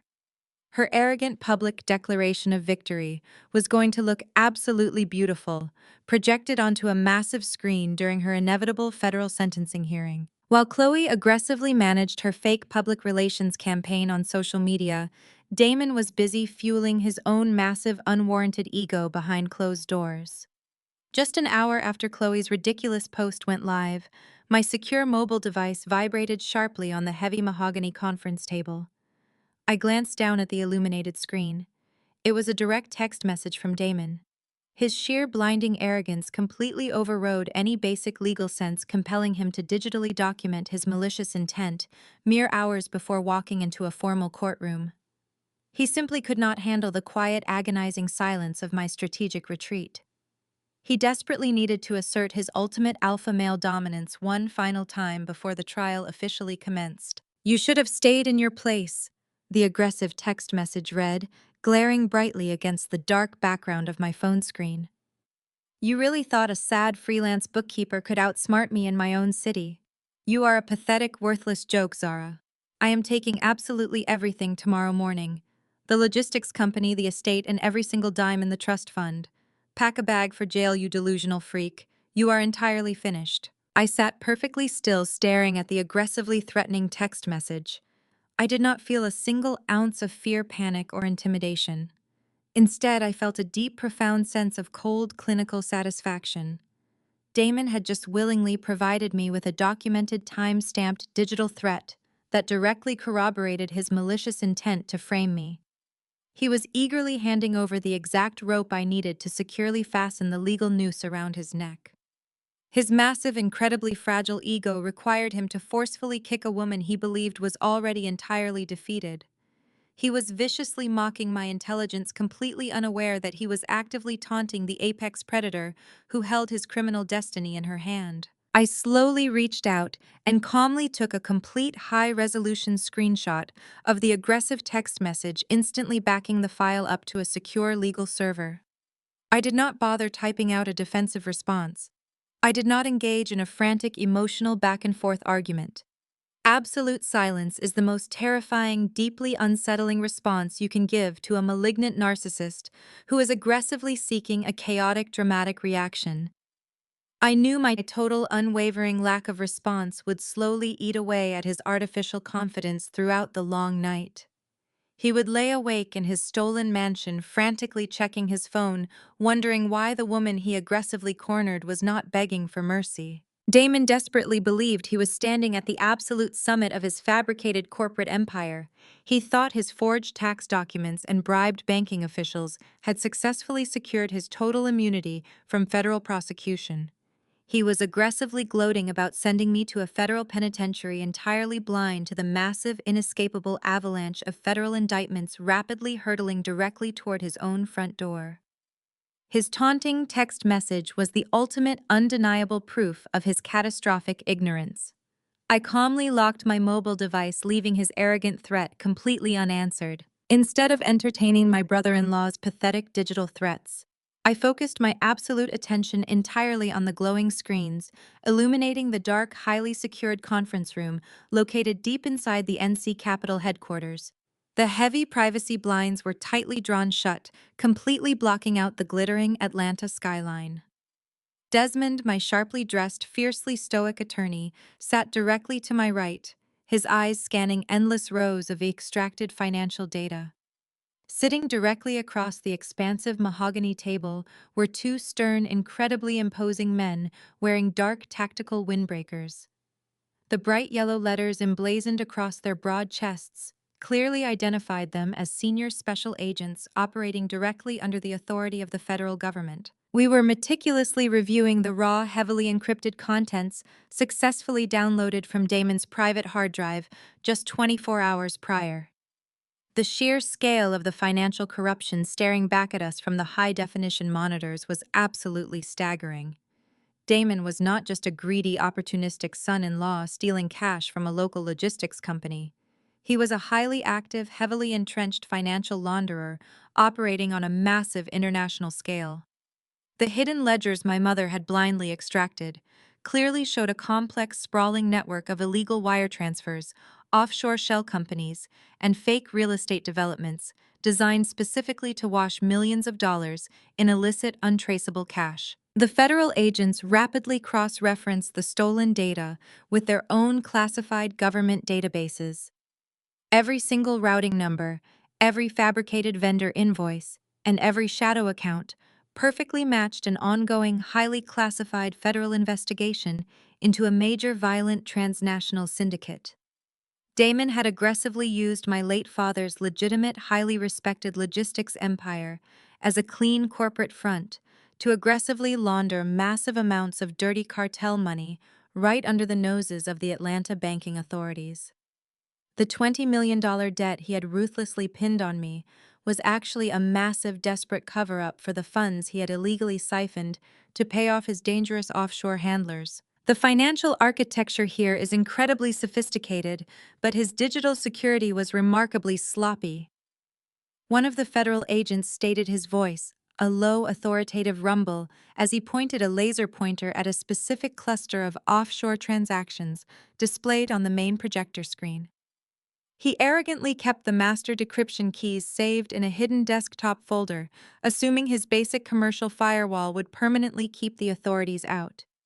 He actively commingled his personal extortion plots against your family directly with the cartel's massive money laundering schedules. It is a completely unbroken, perfectly documented chain of severe federal crimes. I leaned back in my leather chair, folding my hands neatly on the polished table. The trap I had spent the last 2 years painstakingly building alongside my late father was now totally armed and lethal. The arrogant, untouchable kingmaker of Atlanta was about to experience a catastrophic freefall. The lead federal agent looked directly across the table at me, closing his secure laptop with a sharp, definitive snap. "You were right, Ms. Caldwell. He didn't just steal from your father, he's been laundering money for a cartel." The trap snapped shut at 9:00 a.m. The heavy oak doors of the Fulton County Superior Court swung open precisely at 9 o'clock the following morning. The expansive courtroom was already packed to absolute maximum capacity. Row after row of polished wooden benches were filled with aggressive local media reporters, prominent Atlanta socialites, eager for high society gossip, and a swarm of legal aides buzzing with anticipation. Beatrice sat firmly in the front row of the gallery, her face completely hidden behind dark, oversized designer sunglasses. She looked incredibly rigid, her hands clutching her expensive leather handbag so tightly her knuckles were white. She was the only person in the gallery who fully understood the catastrophic severity of the digital trap she had helped me set. Everyone else in the room, including the eager journalists with their notepads ready, was simply expecting a nasty, straightforward family dispute over a deceased patriarch's massive commercial estate. Chloe was called as the very first witness for the plaintiff. She walked up to the witness stand, executing a flawless, highly orchestrated performance. She had deliberately abandoned her usual flashy, brightly colored influencer wardrobe for a demure, conservative black dress. She kept her posture intentionally small and vulnerable, clutching a lace handkerchief in her perfectly manicured hands. As she placed her hand on the Bible and swore to tell the absolute truth, I sat perfectly still beside Desmond, my posture razor straight, watching my own sister confidently prepare to commit massive federal perjury on the official court record. As soon as her attorney began his gentle, highly leading direct examination, Chloe started to cry. It was a beautiful, incredibly theatrical display of fake sorrow. She wept softly into her handkerchief, actively playing the role of the devastated, grieving daughter, whose perfect family was being maliciously torn apart. Her attorney asked her to explain the events surrounding my father's death. Chloe took a deep, dramatic breath and launched into a completely fabricated, viciously detailed narrative. She aggressively claimed that I had forced my way into my father's hospice room in the middle of the night. She testified under penalty of perjury that I had brutally extorted a dying, heavily medicated man. She spun a wild, desperate lie that I had violently threatened to disconnect his medical equipment unless he verbally surrendered his master corporate passwords to me. The gallery gasped audibly at her horrific accusation. The reporters furiously scribbled her explosive claims into their notebooks. Chloe looked directly at the judge, her large eyes swimming with perfectly calculated fake tears. She swore that I had always been intensely jealous of her success and her happy marriage. She aggressively painted me as a deeply unstable, financially desperate woman who was ruthlessly trying to steal an $80 million logistics empire to fund my own delusional fantasies. I did not flinch. I did not shake my head in denial. I simply let her speak, giving her all the uninterrupted time she needed to securely dig her own legal grave. Damon took the witness stand immediately after his wife. If Chloe played the vulnerable, terrorized victim, Damon aggressively played the role of the furious, fiercely protective family patriarch. He swaggered up to the witness box wearing a custom-tailored charcoal suit, his heavy gold watch flashing under the bright fluorescent courtroom lights. He sat down and aggressively leaned into the microphone, radiating the supreme, untouchable arrogance of a man who firmly believed he had successfully bribed his way to total immunity. Damon's attorney dramatically approached the stand and handed him a thick stack of printed financial records. These were the exact same heavily forged tax documents and fabricated banking statements he had shoved in my face inside the underground parking garage. Damon held the documents up for the judge to see, his voice booming across the packed courtroom. He confidently testified that these records proved my holding company was a complete malicious fabrication. He explicitly stated under oath that he had personally verified with senior banking officials that my corporate debt claims were entirely fraudulent. Damon did not stop at simply presenting his forged evidence. His massive, fragile ego demanded that he aggressively humiliate me in front of the Atlanta media. He looked directly at me from the witness stand and viciously attacked my character. He told the judge that I was a pathological liar with absolutely no real career, no tangible assets, and no basic understanding of corporate finance. He loudly testified that I was nothing more than a broke, bitter freelance clerk who was desperately trying to swindle my own wealthy blood relatives out of pure malicious spite. He claimed his father-in-law had explicitly trusted him, and only him, to manage the massive logistics empire. Damon aggressively slammed the forged banking documents down onto the wooden ledge of the witness box, boldly declaring that his evidence definitively proved I was attempting to commit massive financial extortion. I remained completely emotionless, sitting silently next to Desmond. Damon was grinning broadly from the stand, clearly expecting me to crack under the heavy weight of his aggressive public humiliation. He thought his bribed accomplice at the commercial bank had successfully deleted my legitimate financial records. He firmly believed those forged papers in his hand were the only existing reality. He had just confidently committed massive perjury, submitted fabricated evidence into a federal court, and publicly defamed a federal investigator, all within the span of a 20-minute testimony. Desmond slowly stood up from the defense table. He buttoned his suit jacket with calm, agonizing precision.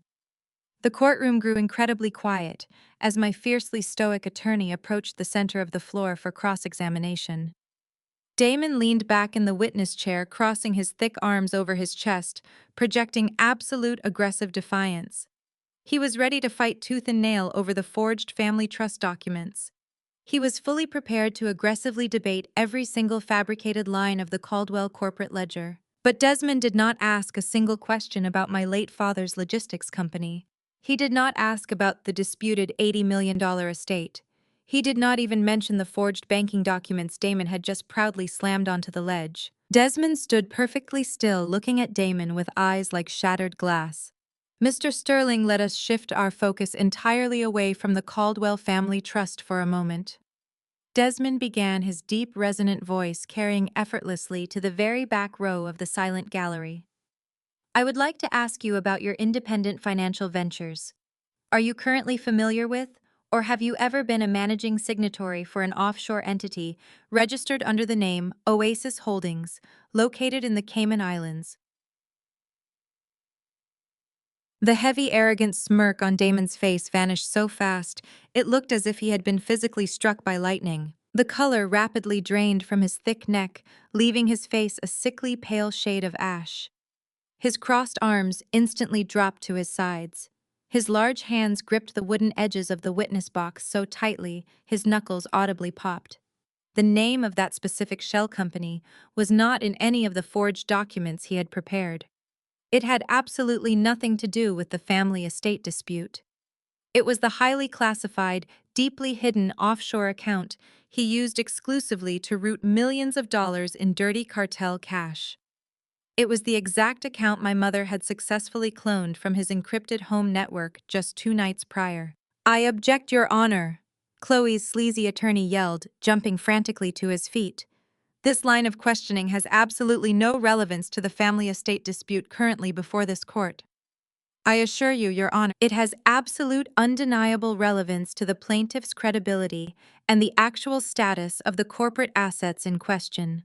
Desmond countered smoothly, his gaze never leaving Damon's terrified face. The judge frowned deeply, leaning forward over his heavy wooden bench. I will allow it for now, counselor. But you better connect this very quickly. You may answer the question, Mr. Sterling. Damon opened his mouth, but no sound came out. The untouchable alpha male was suddenly struggling to pull oxygen into his lungs. The air conditioning in the courtroom was freezing, yet thick beads of sweat began rapidly forming on his forehead. He darted a panicked, desperate glance toward his defense attorney, but there was no help coming. He was trapped directly under the spotlight under oath in front of a federal judge and a dozen aggressive media reporters. I asked you a direct question, Mr. Sterling. Desmond pushed his voice, dropping into a dangerous, lethal register. Are you the sole beneficiary and active managing director of Oasis Holdings? No. Damon stammered, his voice cracking violently, sounding weak and incredibly small. No, I have absolutely no knowledge of any company by that name. I do not own any offshore entities. I only manage my father-in-law's domestic logistics firm. Damon had just lied under oath about a massive transnational money laundering operation. He had locked himself firmly inside the inescapable federal cage. Desmond did not smile. He did not gloat. He simply nodded his head once, acknowledging the fatal perjury. He turned his back on the sweating, terrified man in the witness box and walked calmly back to our defense table. He picked up a thick, heavy manila envelope that was sitting directly in front of my folded hands. Desmond turned to face the bench, his posture projecting absolute, devastating authority. Your Honor, at this time I would like to introduce Defendant's Exhibit A. Desmond did not reach for another fabricated banking ledger. He did not pull out a contested will or a printed email chain. Instead, he smoothly reached into his tailored leather briefcase and extracted a thick, heavily secured manila envelope. The heavy document was visibly sealed with thick red tamper, evident tape. Stamped aggressively across the front of the pristine envelope were the undeniable, intimidating gold and blue official seals of the Internal Revenue Service and the Federal Bureau of Investigation. The moment that envelope hit the polished wood of the defense table, the entire atmosphere inside the Fulton County courtroom violently shifted. The aggressive, arrogant energy that had fueled the plaintiff's table all morning instantly evaporated, replaced by a suffocating, terrifying vacuum of raw panic. Damon stared at the federal seals as if Desmond had just placed a live, ticking explosive device directly on the table. His chest heaved with rapid, shallow breaths, his eyes darting frantically toward the heavy wooden exit doors at the back of the room. He knew exactly what those seals meant. The offshore accounts, the cartel money, the massive corporate fraud he thought he had successfully buried were now sitting right in front of him. Chloe, however, possessed absolutely zero self-awareness or legal comprehension. Blinded by her own rampant narcissism and completely unable to read the catastrophic shift in the room, she completely lost her mind. Seeing Desmond present evidence she could not immediately identify or control triggered a massive unhinged psychological break. Chloe violently shoved her chair back, the heavy wood screeching aggressively against the courtroom floor. She leaped to her feet, ignoring the frantic, desperate grabs from her high-priced attorney trying to pull her back down. "She never had a job!" Chloe screamed at the absolute top of her lungs, her voice echoing shrilly across the vaulted ceilings of the packed courtroom. She pointed a trembling, manicured finger directly at my face, completely abandoning her demure, grieving daughter persona. "She is lying. She is a pathetic, broke little clerk. She has absolutely nothing. Do not look at whatever that is. She forged it. She forged everything just because she is jealous of my success, my husband and my wealth." The gallery instantly erupted into chaotic whispers and gasps. Reporters aggressively leaned forward, their pens flying across their notepads to capture the spectacular, highly public meltdown of the Atlanta real estate mogul. Beatrice sat frozen in the front row, pulling her designer sunglasses down slightly to watch her golden child completely self-destruct on the public stage. I did not flinch. I did not break eye contact with my sister. I simply sat there in absolute terrifying silence, letting her completely unravel for the official court record. The judge slammed his heavy wooden gavel down aggressively, the sharp cracks echoing like gunshots over Chloe's hysterical screaming. "Order! I will have order in this courtroom immediately, or I will hold the plaintiff in direct criminal contempt and have her physically removed by the bailiffs," he roared. Chloe's attorney finally managed to yank her back down into her seat, frantically whispering furious instructions into her ear as she continued to hyperventilate and glare at me with pure, unadulterated hatred. Desmond remained perfectly unfazed by the chaotic outburst. He waited patiently for the room to fall back into a tense, suffocating silence before smoothly handing the heavy sealed federal envelope directly to the approaching court bailiff. The bailiff walked the document up to the elevated bench. The judge took the envelope. His expression hardened with deep judicial skepticism. He clearly expected this to be just another dramatic, overly theatrical stunt in a messy, high-profile family inheritance dispute. He reached for a silver letter opener, smoothly slicing through the heavy red tamper-evident tape, and pulled out a thick stack of highly classified, watermarked federal documents. The judge adjusted his reading glasses and looked down at the very first page. The entire packed courtroom held its collective breath, waiting for his reaction. We did not have to wait long. As the judge's eyes rapidly scanned the top paragraph of the official federal briefing, the remaining color completely drained from his aged face. His posture, previously relaxed and slightly annoyed, instantly became incredibly rigid. He flipped quickly to the second page, his eyes widening in absolute, undeniable horror at the sheer magnitude of the financial crimes detailed in the certified federal affidavits. He slowly lowered the documents back onto his heavy wooden desk. The silence in the room was absolute, heavy, and lethal. You could hear the faint hum of the air conditioning vents and the frantic, shallow breathing coming from Damon's side of the room. The judge slowly reached up with a trembling hand and deliberately took off his reading glasses. He did not look at the plaintiff's attorney. He did not look at Chloe. He locked his intense, furious gaze directly onto Damon, who was still sitting frozen and sweating profusely inside the wooden witness box. "Mr. Sterling," the judge said, his voice dropping into a low, dangerously quiet register that carried an immense, terrifying weight. "Are you currently aware that committing perjury in my courtroom is the absolute least of your concerns today?" Reginald, the sleazy, high-priced defense attorney Chloe and Damon had hired, immediately jumped to his feet, his face flushed with panicked confusion. "Your Honor, I must aggressively object. I demand to see this mysterious exhibit immediately. The defense cannot simply introduce unverified surprise documents into a civil proceeding without proper discovery. My clients are being ambushed." The judge slammed his gavel down so hard the sharp crack made Reginald physically flinch. "You will sit down and remain silent, counselor," the judge commanded with absolute, terrifying authority. "This is not a civil discovery dispute. I am holding in my hands a fully executed sealed federal indictment bearing the signatures of the United States Attorney General and the Director of the Federal Bureau of Investigation. Your client is not being ambushed by the defense. He is currently the primary target of a massive multi-agency federal criminal sweep. Damon let out a pathetic, strangled gasp, his massive chest heaving as the absolute reality of his destruction finally crushed his alpha male ego. He frantically looked back at Chloe, who was staring at the judge with a blank, uncomprehending expression of pure shock. The $50 million civil lawsuit they had so arrogantly filed against me was officially dead.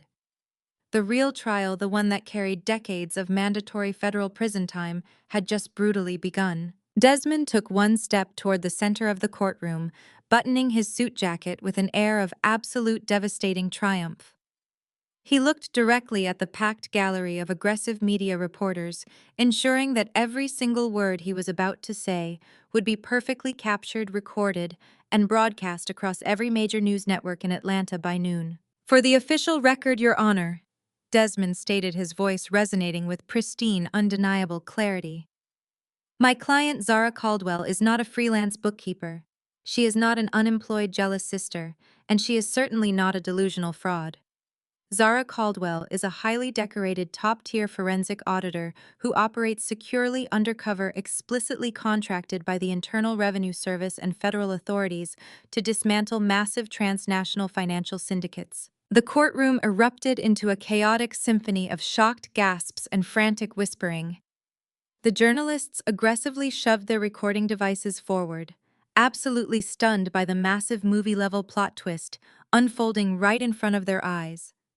Beatrice pressed her trembling hands over her mouth in the front row, staring at me, as if she were looking at a complete, terrifying stranger. Chloe sat frozen at the plaintiff's table, her mouth hanging wide open, her brain completely unable to process the fact that the sister she had mocked, bullied, and degraded for decades was actually a high-ranking federal operative. "Furthermore, Your Honor," Desmond continued effortlessly, cutting through the rising noise, "my client did not extort her dying father, nor did she forge any corporate documents to steal the Caldwell family trust. 2 years ago, the late Harrison Caldwell privately approached Zara's elite forensic accounting firm. He deeply suspected that his son-in-law, Damon Sterling, was actively embezzling funds and aggressively using the family's legitimate logistics empire as a massive illegal front to launder dirty cash for a violent offshore cartel. Harrison Caldwell intentionally gave my client full, unrestricted master administrative access to every single corporate server before he died, explicitly authorizing her to quietly investigate, isolate, and completely destroy Damon's criminal network from the inside out." Damon gripped the edges of the witness stand, his knuckles completely white, his eyes darting frantically around the room like a trapped, desperate animal. There was nowhere to run. There was no corrupt banker left to bribe. Every single exit was sealed. The $50 million civil lawsuit the plaintiffs filed today is nothing more than a desperate, pathetic attempt to intimidate a federal investigator, Desmond declared, delivering the final fatal blow. And the $80 million logistics company that Damon and Chloe thought they triumphantly inherited, it does not belong to them. It does not belong to the family trust.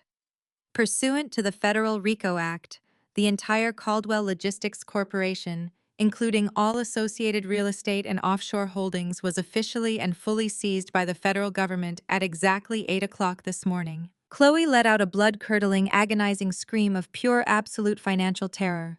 Her fake empire, her designer wardrobe, her leased luxury cars, and her entire boss babe identity were completely vaporized in an instant. At that exact moment, the heavy double oak doors at the very back of the courtroom banged open with terrifying, deafening force. 4 massive, heavily armed federal agents wearing dark tactical windbreakers with bright yellow FBI lettering marched aggressively down the center aisle, their eyes locked directly onto the sweating, hyperventilating man sitting in the witness box. The judge grabbed his heavy wooden gavel and slammed it down with brutal, booming finality. "All rise." The heavy oak doors of the Fulton County Superior Court swung open precisely at 9 o'clock the following morning. The expansive courtroom was already packed to absolute maximum capacity. Row after row of polished wooden benches were filled with aggressive local media reporters, prominent Atlanta socialites, eager for high society gossip, and a swarm of legal aides buzzing with anticipation. Beatrice sat firmly in the front row of the gallery, her face completely hidden behind dark, oversized designer sunglasses. She looked incredibly rigid, her hands clutching her expensive leather handbag so tightly her knuckles were white. She was the only person in the gallery who fully understood the catastrophic severity of the digital trap she had helped me set. Everyone else in the room, including the eager journalists with their notepads ready, was simply expecting a nasty, straightforward family dispute over a deceased patriarch's massive commercial estate. Chloe was called as the very first witness for the plaintiff. She walked up to the witness stand executing a flawless, highly orchestrated performance. She had deliberately abandoned her usual flashy, brightly colored influencer wardrobe for a demure conservative black dress. She kept her posture intentionally small and vulnerable, clutching a lace handkerchief in her perfectly manicured hands. As she placed her hand on the Bible and swore to tell the absolute truth. I sat perfectly still beside Desmond, my posture razor straight, watching my own sister confidently prepare to commit massive federal perjury on the official court record. As soon as her attorney began his gentle, highly leading direct examination, Chloe started to cry. It was a beautiful, incredibly theatrical display of fake sorrow. She wept softly into her handkerchief, actively playing the role of the devastated, grieving daughter whose perfect family was being maliciously torn apart. Her attorney asked her to explain the events surrounding my father's death. Chloe took a deep, dramatic breath and launched into a completely fabricated, viciously detailed narrative. She aggressively claimed that I had forced my way into my father's hospice room in the middle of the night. She testified under penalty of perjury that I had brutally extorted a dying, heavily medicated man. She spun a wild, desperate lie that I had violently threatened to disconnect his medical equipment unless he verbally surrendered his master corporate passwords to me. The gallery gasped audibly at her horrific accusation. The reporters furiously scribbled her explosive claims into their notebooks. Chloe looked directly at the judge, her large eyes swimming with perfectly calculated fake tears. She swore that I had always been intensely jealous of her success and her happy marriage. She aggressively painted me as a deeply unstable, financially desperate woman who was ruthlessly trying to steal an $80 million logistics empire to fund my own delusional fantasies. I did not flinch. I did not shake my head in denial. I simply let her speak, giving her all the uninterrupted time she needed to securely dig her own legal grave. Desmond sat beside me, his expression carved from stone, his pen tapping a silent, steady rhythm against his legal pad. He knew just as I did that every single fabricated tear Chloe shed was adding another devastating layer to the federal wire fraud conspiracy charges rapidly building against her. She was enthusiastically painting a target on her own back, utterly convinced that her elite status and performative vulnerability would shield her from any real-world consequences. The more dramatically she sobbed about her ruined family legacy, the tighter the federal snare wrapped around her delicate neck. Damon took the witness stand immediately after his wife. If Chloe played the vulnerable, terrorized victim, Damon aggressively played the role of the furious, fiercely protective family patriarch. He swaggered up to the witness box wearing a custom-tailored charcoal suit, his heavy gold watch flashing under the bright fluorescent courtroom lights.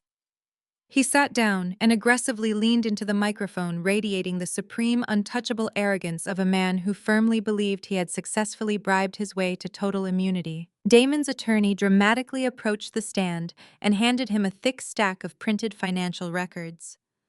These were the exact same heavily forged tax documents and fabricated banking statements he had shoved in my face inside the underground parking garage. Damon held the documents up for the judge to see, his voice booming across the packed courtroom. He confidently testified that these records proved my holding company was a complete malicious fabrication. He explicitly stated under oath that he had personally verified with senior banking officials that my corporate debt claims were entirely fraudulent. Damon did not stop at simply presenting his forged evidence. His massive, fragile ego demanded that he aggressively humiliate me in front of the Atlanta media. He looked directly at me from the witness stand and viciously attacked my character. He told the judge that I was a pathological liar, with absolutely no real career, no tangible assets, and no basic understanding of corporate finance. He loudly testified that I was nothing more than a broke, bitter freelance clerk who was desperately trying to swindle my own wealthy blood relatives out of pure malicious spite. He claimed his father-in-law had explicitly trusted him and only him to manage the massive logistics empire. Damon aggressively slammed the forged banking documents down onto the wooden ledge of the witness box, boldly declaring that his evidence definitively proved I was attempting to commit massive financial extortion. I remained completely emotionless, sitting silently next to Desmond. Damon was grinning broadly from the stand, clearly expecting me to crack under the heavy weight of his aggressive public humiliation. He thought his bribed accomplice at this commercial bank had successfully deleted my legitimate financial records. He firmly believed those forged papers in his hand were the only existing reality. He had just confidently committed massive perjury, submitted fabricated evidence into a federal court, and publicly defamed a federal investigator, all within the span of a 20-minute testimony. Desmond slowly stood up from the defense table. He buttoned his suit jacket with calm, agonizing precision.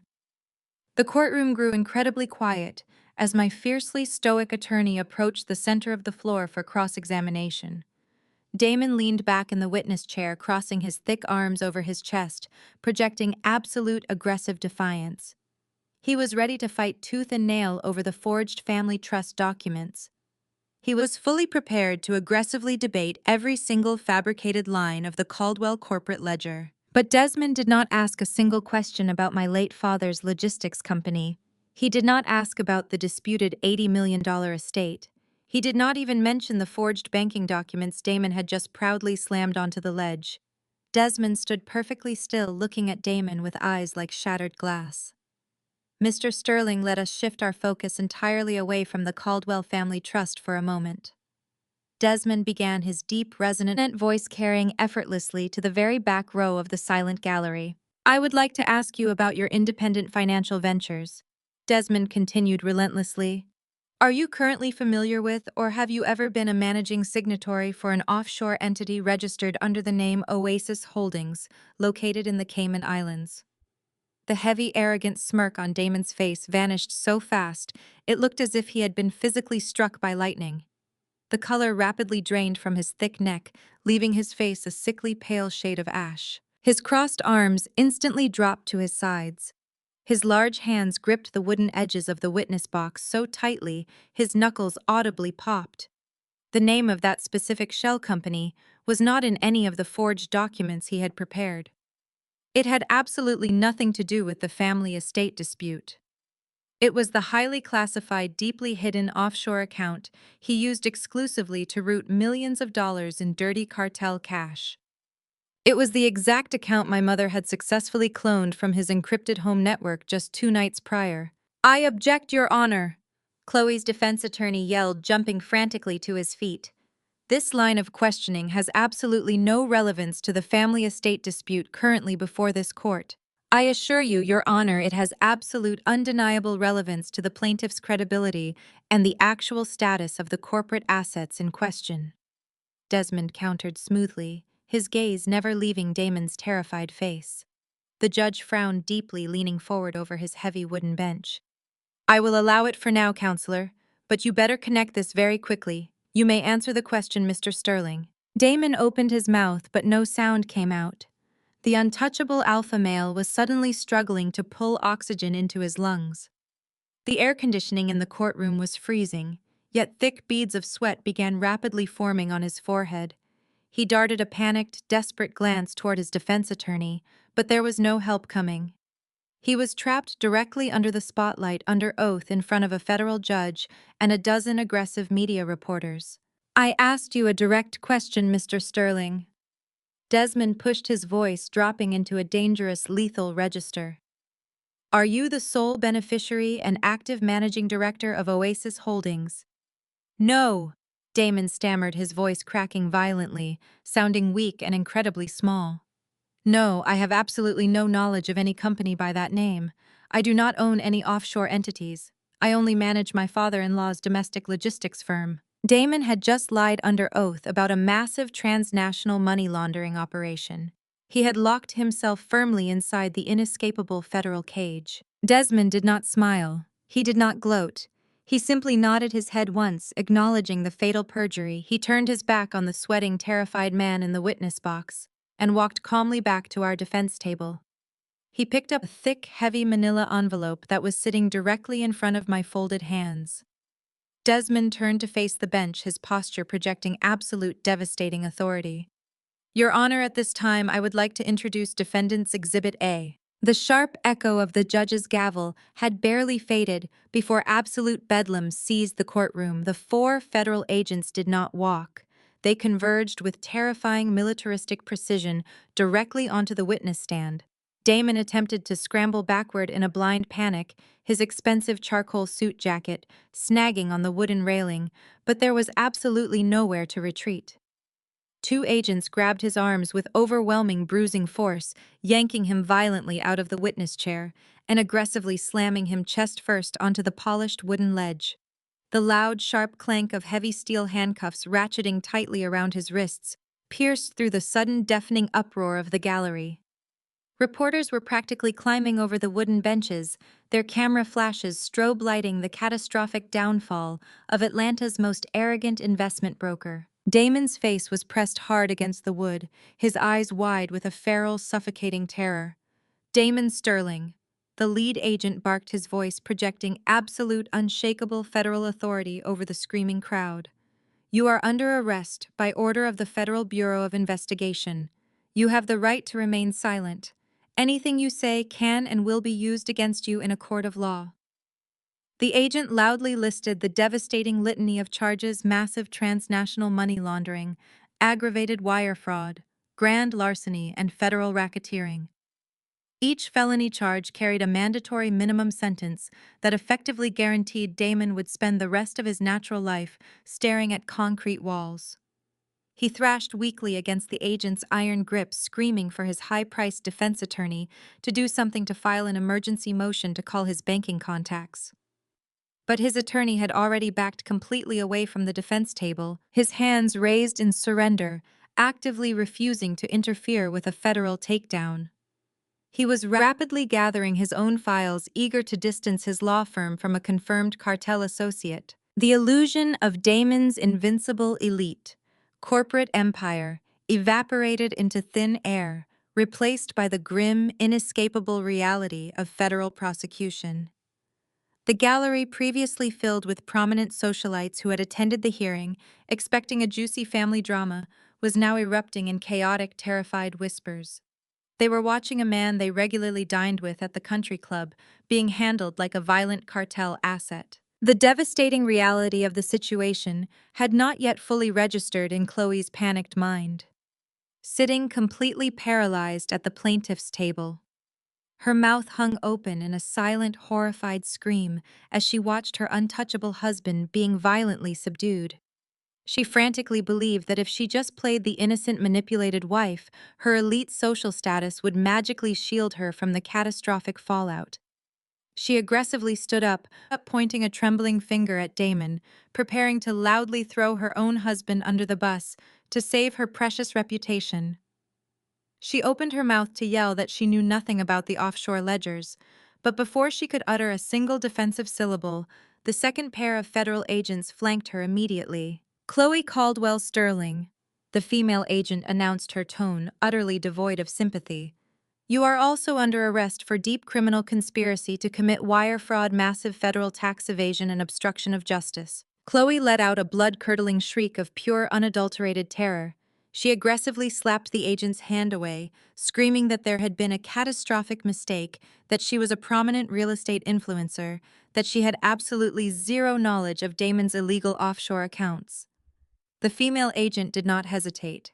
She swiftly grabbed Chloe's wrists, violently twisting them behind her back, and secured the cold steel handcuffs tightly over the sleeves of her expensive conservative black dress. The harsh physical reality of the metal restraints finally shattered Chloe's delusional reality. Her legs completely gave out beneath her. She collapsed heavily onto her knees right there on the dirty courtroom carpet, her designer dress bunching up awkwardly around her legs. She violently hyperventilated, her chest heaving, as the terrifying realization set in that her millions of followers could not save her from federal prison. Her entire boss babe persona was completely eradicated in front of the very Atlanta elite she sought to impress.